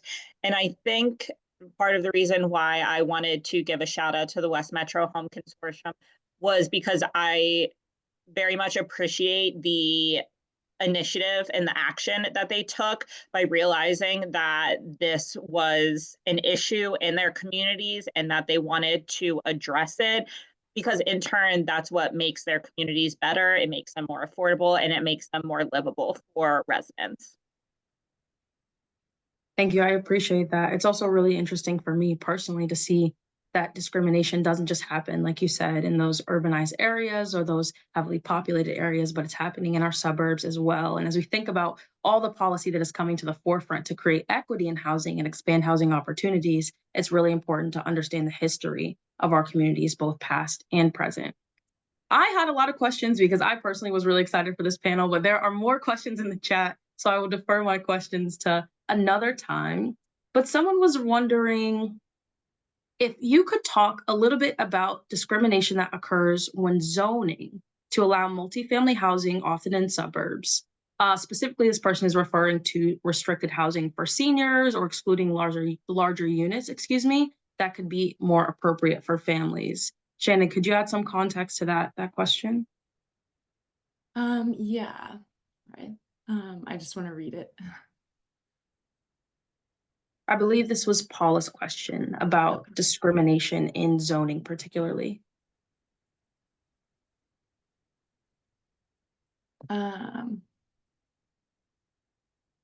Yeah, so I'm not completely sure about the zoning policies. What I work with is mostly the inclusionary zoning program. I mean, in terms of housing discrimination there, what we're looking at is like, or what we're trying to do there is like make sure that there are larger family size units. So it's not like inadvertently excluding families. And like, while that's maybe not seen as directly discriminating against families or family status structure, it still does exclude these families, especially when, there's a larger family and the state sanitary code won't allow them to live there, that sort of thing. I'm not sure if that answers the question fully, but I think it might answer it briefly. And for folks to be able to explore that inclusionary zoning piece that you talked about on the City of Somerville webpage might add some additional context as well. So thank you.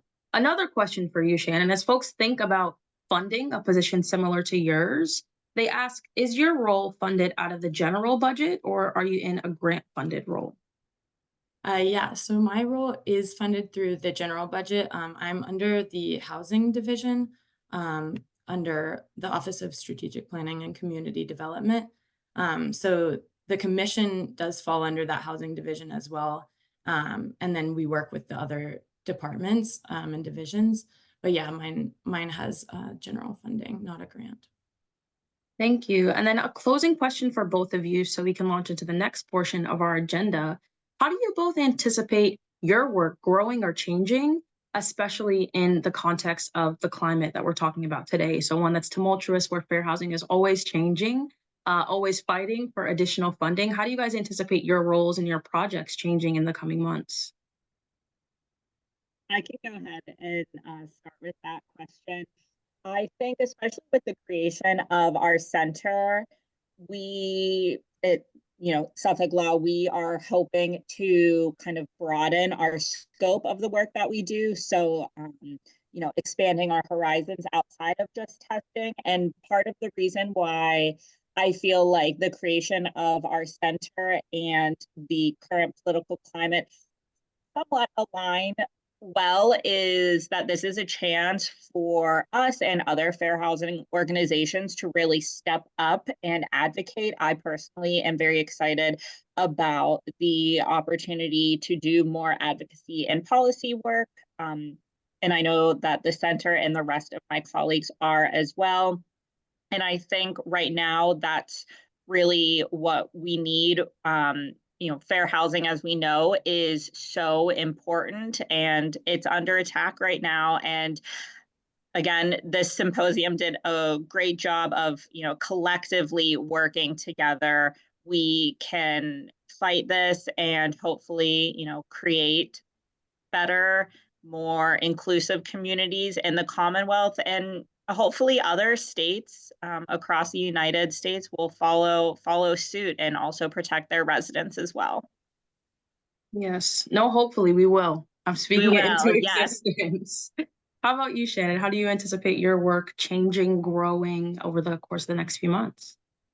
Yeah, I think with the commission just focusing more and more on that education and outreach piece, making sure that we do reach underserved members of the community or people who, they might not have time to look into filing a fair housing complaint because they have so much other stuff on their plate. I will mention that we are really lucky to receive an MAPC technical assistance grant, which is starting this month. So we're hoping that they're going to help us. And then also just working with the state and with other community partners to kind of see how we can bridge the gap between cities, because a lot of this sometimes overlaps between different municipalities. Someone's moving from one place to another, or they're displaced from one place. So yeah, just expanding that outreach piece and making sure that people know what their rights are. Thank you. Thank you to you both again. This was my favorite part of the agenda. I think it's really important for folks to see what they can be doing in their own communities, what players they might be able to loop in to help them strategize in these next couple months. So thank you both for your presentation. I really appreciate it. Thank you. Thank you. And we will be moving into sort of an individual spotlight. So having a conversation about what does it look like for you as an individual to advance fair housing on a one-person level or two-person level in small groups. And in order to launch into that portion of our agenda, I will welcome Matt Noyes from our policy team and Lily Link, the director of our Municipal Engagement Initiative, to share a couple of different things. So we'll begin with Lily. Lily is going to talk to us about what you might be able to do in a public meeting, right? So say you're in a public meeting and you encounter fair housing discrimination, anything that might allude to the such. Lily, would you like to share with folks your talking points that you've created? Absolutely. Thanks so much for having me. Nice to see this large group of folks. So I will be brief. Of course, this is a topic that I think we all could probably go on and on about. And I'd be very interested if anyone wants to share experiences you've had with this in the chat. I'd be really curious to hear how you have navigated this. So when planners and elected officials, board members, etc., hold public meetings, you may hear comments from the public that violate fair housing laws. And when that happens, how should you respond?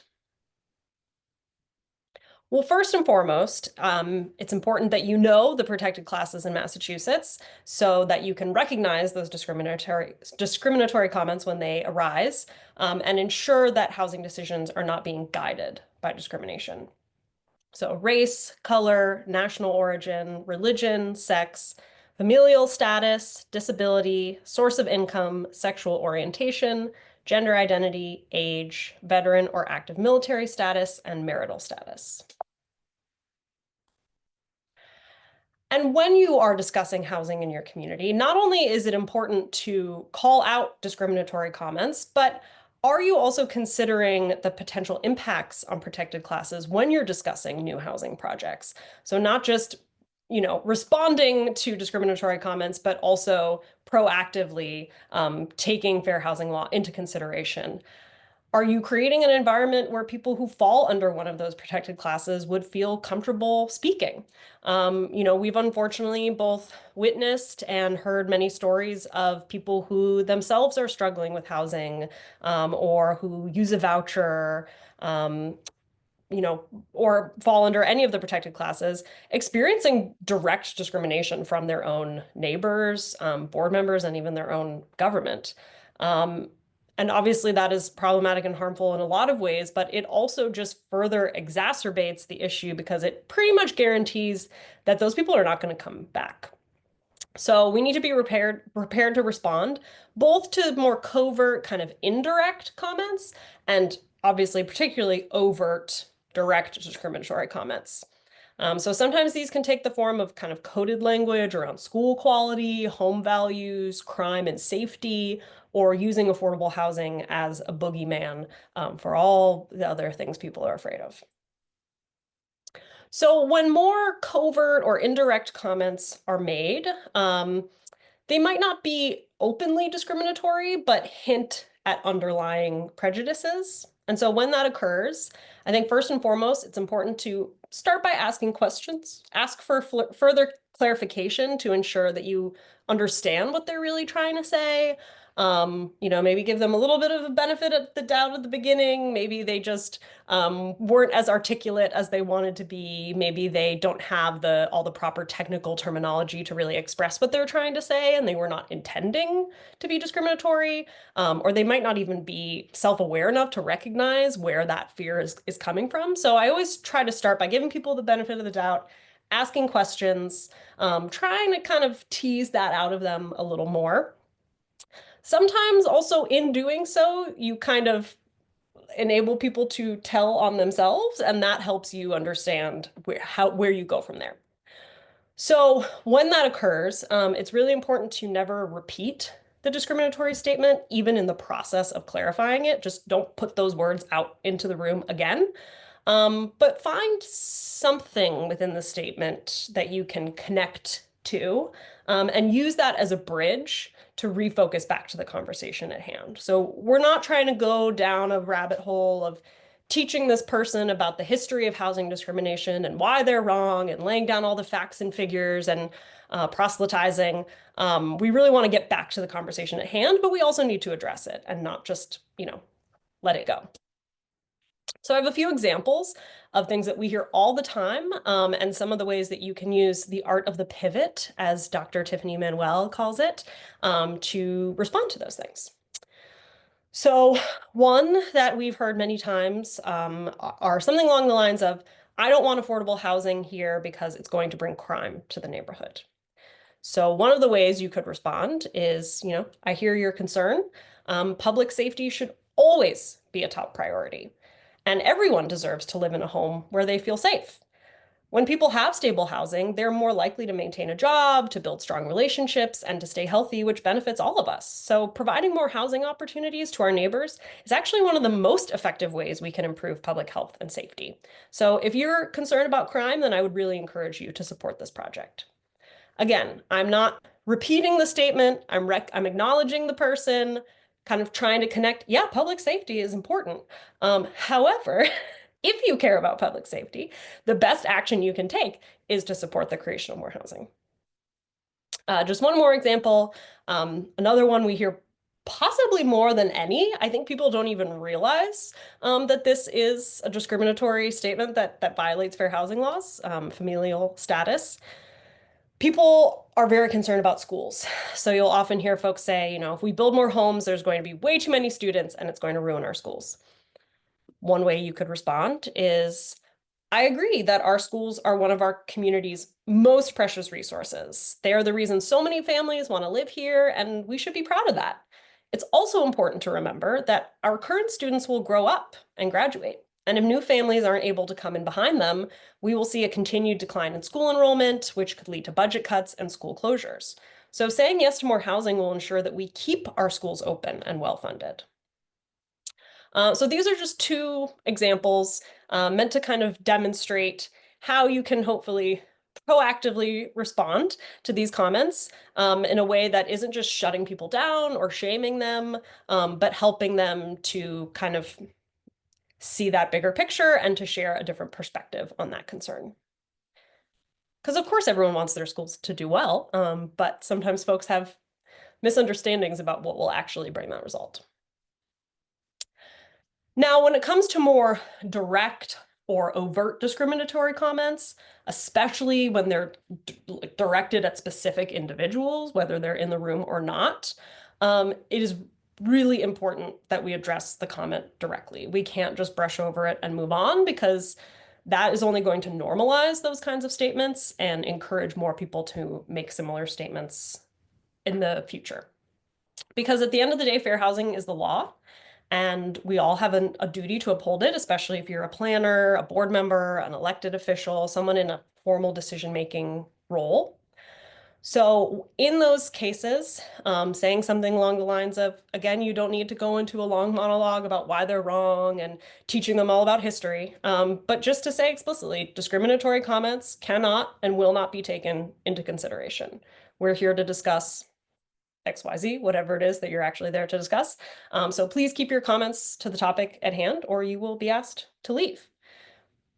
I can't encourage you enough to have a formal de-escalation plan in place for these situations, a formal, town or city approved policy, because in those moments, if you don't have a plan in place, it's very easy for things to quickly unravel. Everyone's looking at everyone else like, who's going to be the one to step up and say something about it. I think it's especially important to consider the different roles of, privilege, power, and protection that folks might have. And so as you're thinking about this plan, I really encourage you to assign a designated de-escalator, but I strongly encourage it to be someone who does not themselves fall into one of those protected classes. This is really an opportunity for those of us who do have the privilege and protection, whether it's our race, our gender, our class, etc., to be able to kind of step into that role and serve as a little bit of a buffer, so that the people who are most impacted personally by these comments are not the same people that are then being asked to step up and rebut them. And then if and when this occurs, after you have executed your de-escalation plan that you will have put into place, touching base privately with other people in the room who may have been harmed by that statement, who might themselves be part of that protected class that was being attacked, or who have a personal connection to it, and really take a moment to kind of check in with them, see how they're doing, engage in any repair that relationship might need.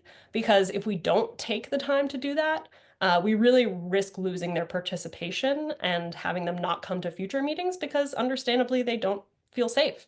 It's hard enough to drag yourself to a Tuesday night planning board meeting. If you're then going to get harassed there, it's unreasonable to expect that people will keep coming back and putting themselves into that situation over and over again.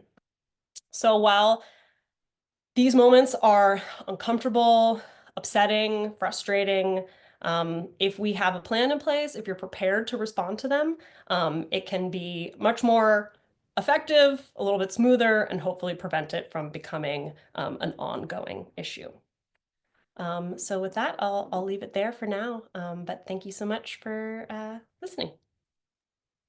Thank you, Lily. I appreciate that. I know that for some folks, speaking up at a public meeting or in a public context can be really intimidating. So it's great for us to have the tools that you've given us to be able to facilitate these conversations in our own communities. However, if there are folks that are not feeling as comfortable to sort of stand up at a public meeting and defend the right that folks have in terms of their fair housing rights, or defend discrimination, or even to field these conversations, another great way for you to get involved and sort of defend fair housing on a back end level is to support legislation. And so Matt Noyes is now going to tell us a couple of different legislative priorities that CHAPA has that you all can either call your representatives for to support. Matt, do you want to take the floor? Yeah, thank you so much, Shannon. I really appreciate the opportunity to be here. It's an exciting moment that we have right here, right now in the state. It's a scary moment federally. I understand the trepidation that people are seeing when they read the news every day. I'm grateful every day that I live in Massachusetts, where we have such a great set of policymakers that are supportive of these ideas. It's not a matter of having to convince the vast majority of our legislators or administrative officials about the rightness or wrongness of the view. It's just really supporting them in this and giving them the opportunities to be champions when it comes to fair housing. Fair housing underlines everything that we do at CHAPA when it comes to policy. Even if it's not, listed front and center, it provides that really underpinning of the policies that we put forward. And right now we have a unique time in the legislative calendar. We're at the beginning of the legislative session, the 2-year legislative session. Committees have been formed. Committees are starting to hold hearings on bills, and we are seeing that process go forward. And at the same time, tomorrow, yes, tomorrow, is a major moment in the annual budget process. The House Ways and Means Committee will release their budget proposal for fiscal year 2026, and the priorities that CHAPA is putting forward for increased opportunities to fund the programs that provide the affordable housing that we so need in Massachusetts. Those are right on the table. So the proposal will come out. In the 48 hours following that, we're going to have the opportunity to file amendments to increase the funding levels for those proposals. And then at the last week in April, it will be on the House floor. So I'm going to start first with our legislative priorities. We've got Monica just put in the chat the list of CHAPA's legislative priorities that you can take a look at there. I'm not going to walk through each and every one of them, but I want to point out a couple items in there that are of particular interest. First, you'll notice in there that it's a long list, so my apologies for the font size in that. It's a robust portfolio or slate of bills that we're working on. You'll see them all broken down into the 4 Ps: production, planning, preservation, and above all, people. People is really that first and foremost issue that we have there. The other piece of that is political will. We are fortunate to have that in spades, as I said before. A couple of the items that I want to point out there that are really unique opportunities. I know there was a discussion earlier today about the Dirty Deeds Project. There is a piece of legislation filed by Senator Edwards and Representative Holmes to deal with these racially restrictive deeds covenants at a state level. I love the work of the Dirty Deeds Project. It was a systemic issue that this language were put into the deeds, and it should be the system that corrects it, that rectifies that situation. So that's a piece of legislation that's really important. We also have a number of bills in our priority list this year to make it possible to facilitate and remove the barriers for the creation of housing. When you look through these bills, for the most part, you're not going to see bills with huge price tags to them. You're not going to see brand new programs with a lot of dollars in place. What you see is an examination of what the barriers are at the grassroots level, at the local level, and removing those barriers. You've probably heard the phrase NIMBY before, not in my backyard. Well, the flip side of that is YIMBY, yes, in my backyard. And so you see a bill on there under planning called YIMBY that was filed by Senator Crichton and Representative Vargas. That has a whole slate of proposals to make it easier to build housing, build multifamily housing, build affordable housing. Again, not costing money. Things like eliminating minimum lot sizes, things like eliminating parking minimums, allowing for lot splitting, making by right multifamily developments of 2 or 5 units by right legal across the state, removing those barriers into place so we don't have to jump through the hoops, we don't have to put ourselves through the public hearings. When the statements that Lily talked about come up, we can just go right into that. So that is the YIMBY bill. Now the fun one. We've heard of you. So we've got not in my backyard, we've got yes in my backyard, and now we've got YIGBY, yes in God's backyard. This is a really great bill based on work done in other parts of the country, including California, that would allow for multifamily housing by right on properties owned by religious institutions. Really exciting. There's upwards of 2,000 parcels of land owned by religious institutions across the Commonwealth that could be used for the development of housing. A great chance for religious institutions to advance their mission, a great opportunity for communities to have more access to housing. And it's just a really great opportunity that we have overall. I won't claim that this is going to be a silver bullet that will solve our housing crisis, but it will be an important tool that we can have to move us closer to that goal of creating the homes that we need across Massachusetts. So I would invite you to take a look at the full slate of bills. Contact your representatives, contact your senators, ask them to co-sponsor them, ask them to support them when they're in committee. I want to shift to the budget quickly. I said that the budget will come out tomorrow. It is a difficult fiscal year. We have a great deal of uncertainty at the federal level. Federal resources that we counted on in the past, it's possible that we're not going to be able to count on them in the future. That's in the housing world. It's really across the map.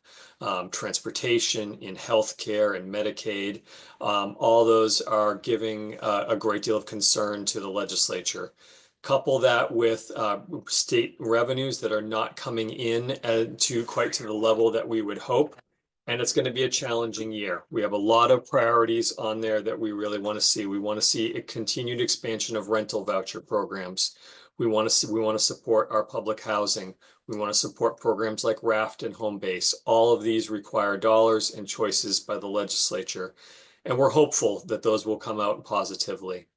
One of the great things that came out of the housing bond bill last year was the creation of the Office of Fair Housing that Whitney spoke to before, and the Fair Housing Trust Fund.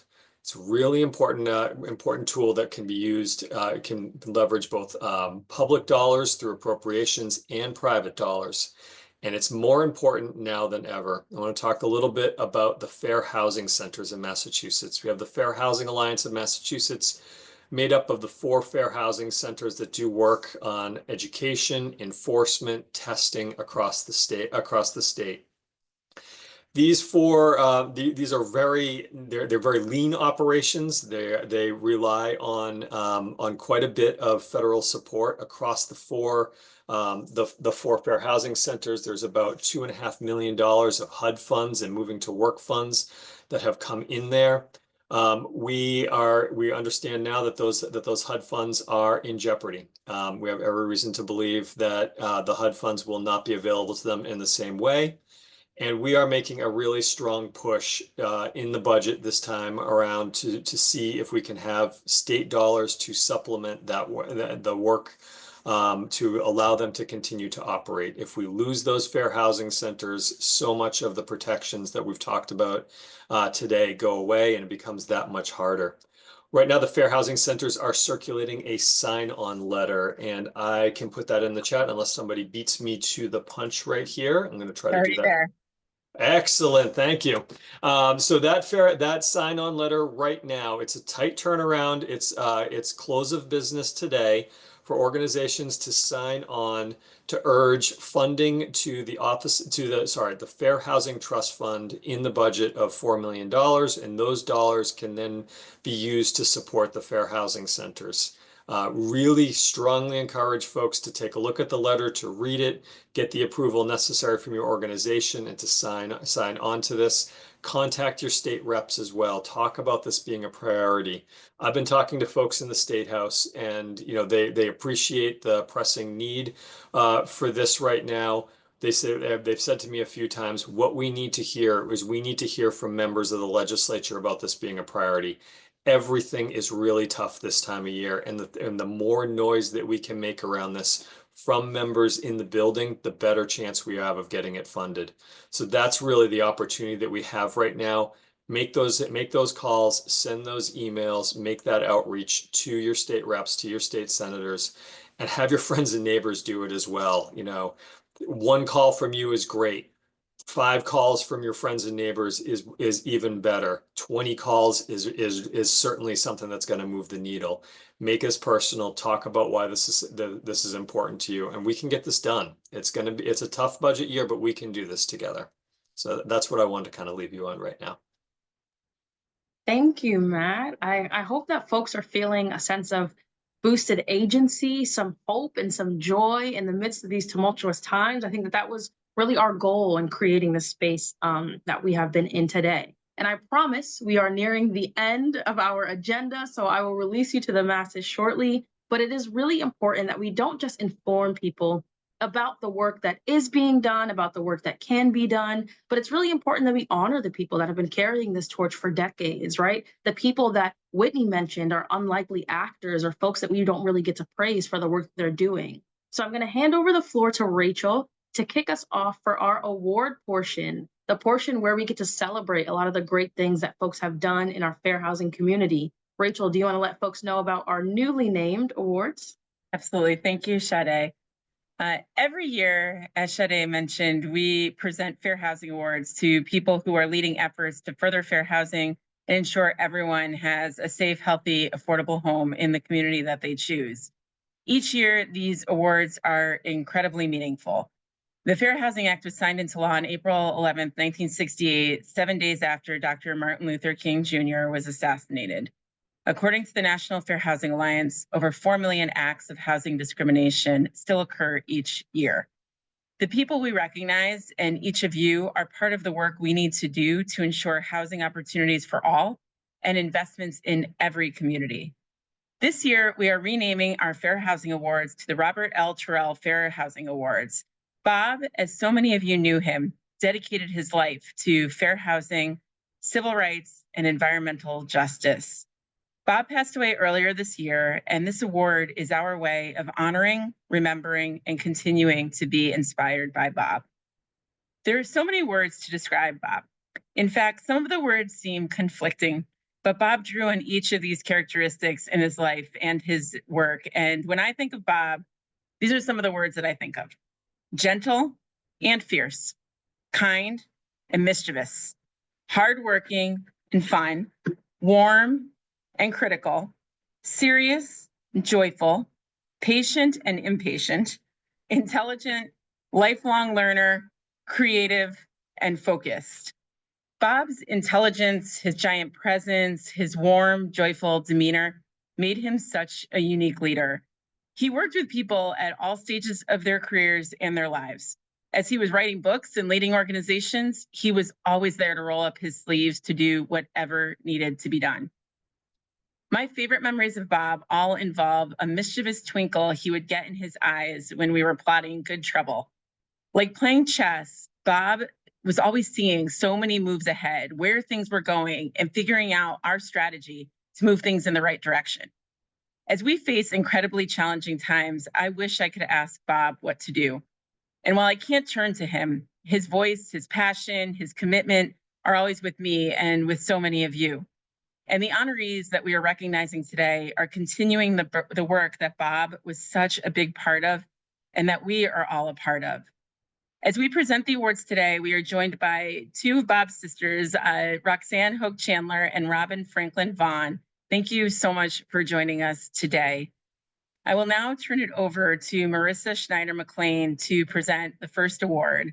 And Marissa is the Director and Acting Head of the Division of Rental Assistance at the Executive Office of Housing and Livable Communities. She's been at HLC for 8.5 years.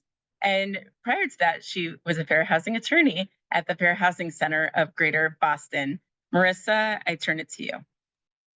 Thank you so much, Rachel. And I'm so honored to present this award to the Fair Housing Alliance of Massachusetts. We've heard a lot about them today. We've seen the prevalence of discrimination against our voucher holders. We've heard some statistics today. Suffolk's 2020 study revealed evidence of discrimination, voucher discrimination, in 86% of tests conducted. And EOHLC, DHCD at the time, wanted for a long time to incorporate fair housing work, into our rental assistance program. So when we finally did, the 4 fair housing agencies in Massachusetts, Community Legal Aid, the Massachusetts Fair Housing Center, South Coast Fair Housing, and the Suffolk University Center for Housing Justice and Policy, joined together to answer the call, creating this consortium we now know well as FAM. While HLC's Fair Housing Initiative focuses on discrimination against voucher holders, FAM's members work hard through enforcement, education, and outreach to fight for the rights of Massachusetts residents, regardless of their protected status under federal, state, and local laws. And just, as a reminder, fair housing is the law. And FAM's alliance extends beyond HLC's Fair Housing Initiative. And in a time where solidarity really feels more important than ever, I'm proud to be in Massachusetts, and I'm reassured that we have such dedicated and passionate leaders to advocate for Massachusetts residents. I was saying to Whitney, this is all kind of full circle for me, because when I was at the Fair Housing Center, it was the very beginning of Whitney's fair housing career, which has blossomed amazingly. And it was when Suffolk's housing discrimination testing program first began, and it was also when Bob Terrell joined the Fair Housing Center. So this is a huge honor for me to be able to do this. And so for FAM, I'm especially excited to recognize you in these particularly challenging times. And I'm so thrilled to present this first Robert L. Terrell Fair Housing Award to the Fair Housing Alliance of Massachusetts. So thank you for all the crucial work that you do, and congratulations on this well-deserved award. We look forward to continuing to work with you. Thank you so much, Marissa and Rachel and everyone at CHAPA for this honor. FAM, a coalition of the Fair Housing Project at Community Legal Aid, the Massachusetts Fair Housing Center, the Housing Discrimination Testing Program at Suffolk University, and South Coast Fair Housing, was born from an idea. Credit to the folks at HDTP for that. But it was just an idea. It was a call to our organizations to come together, to learn from each other, to work through differences, to believe that we could do more. We could further fair housing more if we joined forces in some way. When I think about accepting this award with Michael, this award named after Bob, I think of the ideas that he had for where fair housing advocacy could go and where it should go. I'm grateful to him for welcoming me and South Coast Fair Housing into this space exactly as and where we were at the time, those 10 or more years ago. And I think about what Bob and many others have done, what we did in forming our collective known as FAM, and what CHAPA and others here today have done. We welcome each other in exactly as we are, and we say, let's work together, let's learn from each other, and let's make this better. That's exactly what this idea of fair housing is, isn't it? It's this idea that no matter who we are, where we are from, and who we love, we can all come together, we can live next to each other, and we can build strong, welcoming communities that not only tolerate difference, but thrive because of it. Michael and I, and Maureen and Jamie, I think, is here as well. We accept this award not just on behalf of our collective that's known as FAM, but also on behalf of each individual member of our teams, many of whom are joining us here today, and who make a choice every single day to dive into this work, who make personal sacrifices for this work day in and day out, and who are dedicated to furthering this idea of fair housing. And it is because of them that FAM is what it is today, and that it will be what it will be in the future. And I just want to acknowledge those folks by name, if y'all don't mind. So Carmen, Brittany, Patricia, Crystal, Lisa, Elise, Bernadette, Megan, Bill, Ashley, Kelly, Paige, James, Tanya, Maggie, Krista, Gabriel, Taylor, Aiden, Sophie, Theo, Delilah, Peter, Manuela, Sam, Alvin, Catherine, Claire, Crystal, Nuri, Salma, Song. I hope I didn't miss anyone, and I probably mispronounced a few folks' names, and I'm sorry about that. But in the space today, I want to acknowledge the work that each of them does for FAM and for fair housing in Massachusetts, and then I will pass it along to Michael. So thank you. The Fair Housing Alliance of Massachusetts formed about 3.5 years ago. As Christina said, we've learned a lot in that time, but most importantly, we've learned that in this fight against housing discrimination, we're stronger together. Our organizations collectively assist nearly 1,000 households annually, And together we can provide assistance and education throughout the entire Commonwealth, something none of us could do alone. This Fair Housing Month, we celebrate the 57th anniversary of the passage of the Fair Housing Act. Yet housing discrimination remains an ever-present problem. Recent testing done by CLA's Fair Housing Project shows that the incidence of discrimination in our rental market can be as high as 25%. HDTP at Suffolk performed testing that shows voucher holders can experience discrimination as often as 86% of the time when they search for housing. As you likely know, as you definitely know, we're also facing funding cuts and funding instability that threaten the existence of our organizations. No one said this work would be easy. As FAM continues to endure the uncertainty and the challenges ahead, there are two major things that sustain me in this work. One is remembering the real impact our organizations have. I think of the women who no longer have to endure sexual harassment from their landlord because of our advocacy. I think of the man who no longer has to crawl on his bathroom floor to get to his tub because modifications were made for his wheelchair. I think of the many families who no longer have to choose between a roof over their children's head or an apartment free from lead paint. I think of the countless voucher holders who were told that a landlord didn't want to deal with Section 8 after a decade of waiting for a housing subsidy. The second major source of strength in this work is our fair housing community. The Fair Housing Alliance of Massachusetts is a coalition of collaborative and fierce advocates who not only provide a supportive community in this challenging work, but also inspire me to keep fighting. Being recognized today with Maureen, Jamie, Christina, and all of our FAM team members is a true honor. Everyone is here today because we all believe in this idea of fair housing.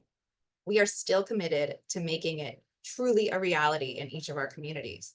And we recognize that we will only get there if we keep coming together, building coalitions, and keep welcoming the next idea, the next generation of leaders into this challenging but so critical fair housing work. Thank you so much to CHAPA, to Rachel, Matt, Sade, and to CHAPA's Fair Housing Committee and others for recognizing and supporting the work of the Fair Housing Alliance of Massachusetts and each member of our team today. Thanks so much.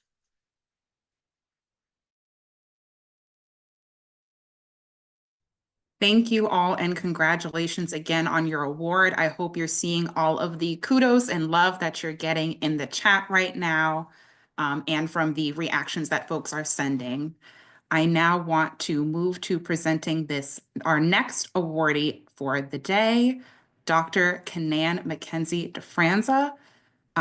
Dr. Kenann McKenzie-DeFranza is the founder of the Aspiring Spirit LLC and president of the North Shore NAACP.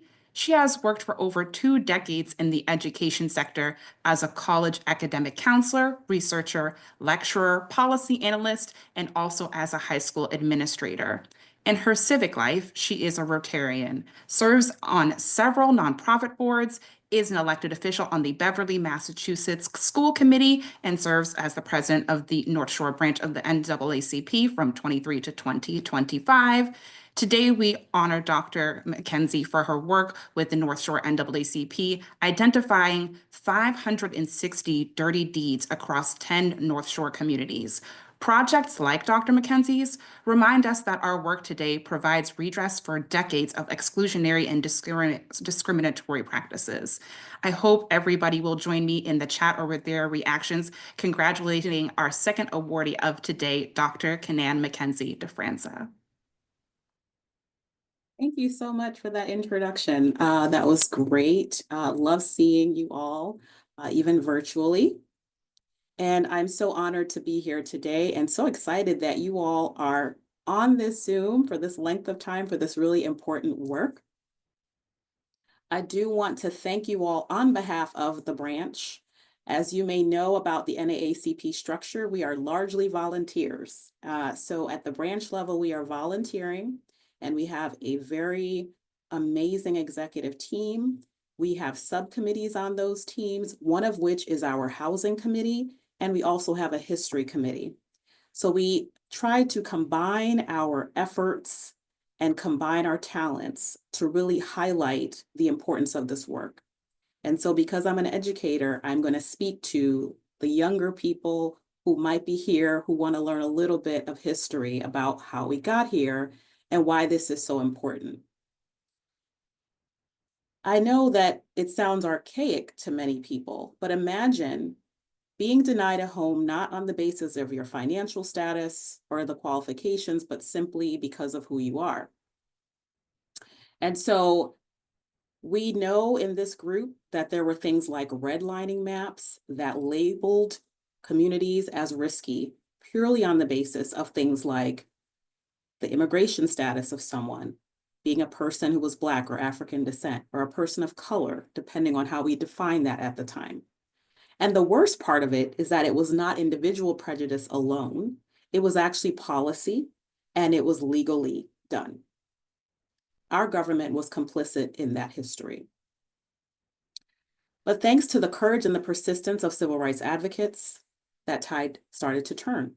And that's why I want to thank you for being here today and for standing together in support of these really important fair housing policies and activities. So where you chose to live in this country for generations, where you chose to raise your family, where you could work, where you could build a life, was not available to everyone. That included discriminatory practices based on race, religion, gender, and disability, as we just heard about. So while this Fair Housing Act was a turning point in 1968, the history does not just disappear, because this legacy lives on in the wealth gaps that exist, in the way we fund our schools, in our communities that are segregated, and certainly in the ways that exclusion continues to be practiced. And again, that's why fair housing is not just about history, but we felt like history was a powerful tool in underscoring the importance of that fight continuing today. We are seeing some change. We have cities and states expanding protections. We know that in Massachusetts, we see those types of things happening. We have groups, legal entities, and all of the above trying to stand up for people, for tenants, et cetera. That's because there's a belief in the dignity and the fairness in being able to call someplace your home. The NAACP, as you know, was a lead in that fight. We're the oldest civil rights organization in the country, founded in 1909. So back in 1948, the NAACP attorneys helped win Shelley versus Kramer, which is the landmark case that struck down racially restrictive housing covenants. Now, the work of our branch was partnered with Harbor Light Homes, University of Minnesota, to highlight that these racially restrictive housing covenants were in fact continuing to operate. And in fact, the deeds that were found are deeds that exist today with current homeowners, many of whom may not have even been aware that that was in their deed. And so the point was to say, we may have had some de jure decisions about what's not fair, but we had de facto practices and we had places where these were not being enforced, even though that victory occurred in 1948 to question these restrictive covenants. So 1968, after the assassination of Dr. Martin Luther King Jr., is when we see the push for fair housing laws and the act that the NAACP again was instrumental in.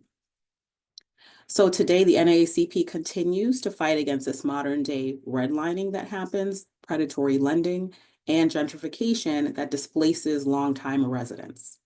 Local branches work to help families know their rights, to advocate for fair development, and to speak out when those in power are not serving the public. The NAACP believes that fair housing is not just about real estate and wealth, but it's also about justice, access, and the freedom to build a better life through where you can live and the choices you can make as a result. So it's not just about a roof and walls. It's not just about living any old place in any way, but it's about an opportunity for a fair chance. So I hope that this group feels inspired and encouraged despite the current climate to continue in that fight. We hope that these other countless grassroots organizations, again, including Harbor Light, led by McKenzie-DeFranza, who is our partner on this project with Harbor Light, and our housing chair, feel encouraged and feel valued that this work continues to be important. Where we live affects everything: our health, our safety, our children's choices and opportunities, their future. And so it is really about justice. And so I want to thank you for helping us fight for that future. Thank you so much, Dr. McKenzie-DeFranza. And she's actually teaching a class right now and I think is about to head off. But thank you so much for all of the incredible work you do. You really do set the example for what we can be doing in our communities and change that we can make more broadly. So thank you so much. I appreciate that. And my students learned about CHAPA today. Yay. Their first year seminar here that I'm teaching. And I said, I have to step away. And of course, they wanted to know why. So I told them a little bit of the history and the importance of the work that you're doing. And they were very encouraged. And we do have one student doing a research paper on housing. So she is going to be looking for CHAPA resources. So thank you all again for the work you do to educate the public as well. Thank you. And they can reach out to us anytime, get involved in our committees. We'd love to have them. Thank you. Thank you. I now get to present a Robert L. Terrell Award to Karla Chaffee.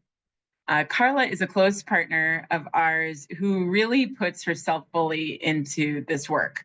As a real estate attorney, she is doing the nuts and bolts work of actually making affordable housing production and preservation happen, make it possible.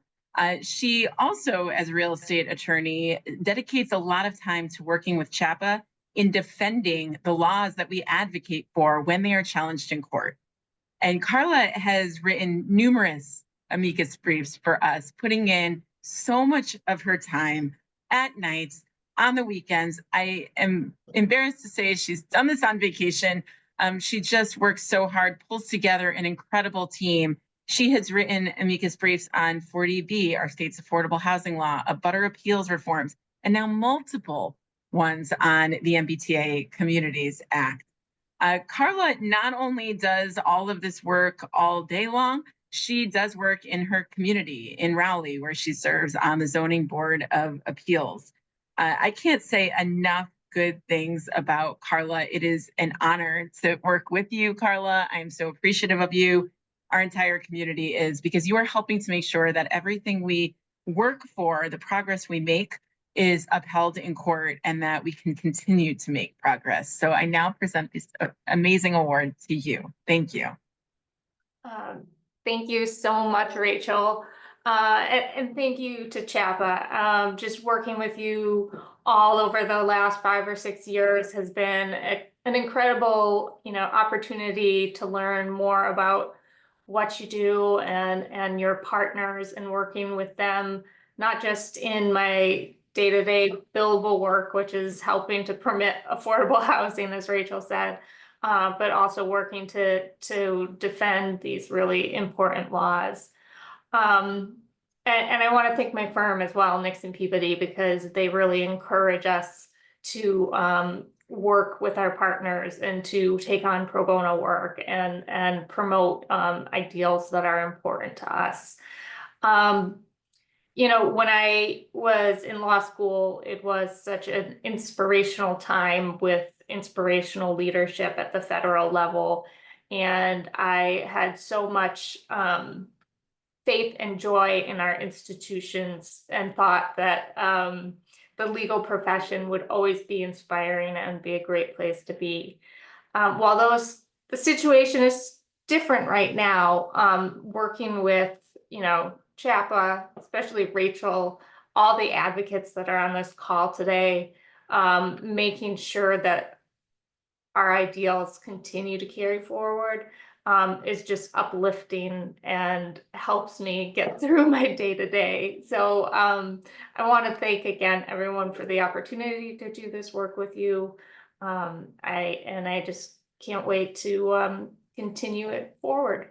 So thank you.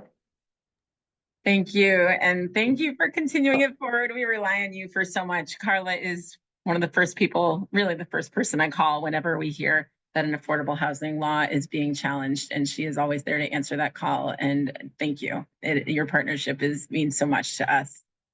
That now rounds out our program. Sade, unless I'm leaving anything out, I will move to our closing remarks and just really thank you all so much for joining us today. I know it's a long program, but it is needed, especially at this time on this particular issue And, you know, thinking about what Dr. I almost called her by her first name, Kenann said, Dr. McKenzie-DeFranza, just about opportunity for a fair chance. And right now, that's really more at risk than it has been in decades, and we need to double down and do this work. So I hope that you are feeling inspired. I hope you're feeling empowered, and that you are fueled to make change in your community and across the Commonwealth.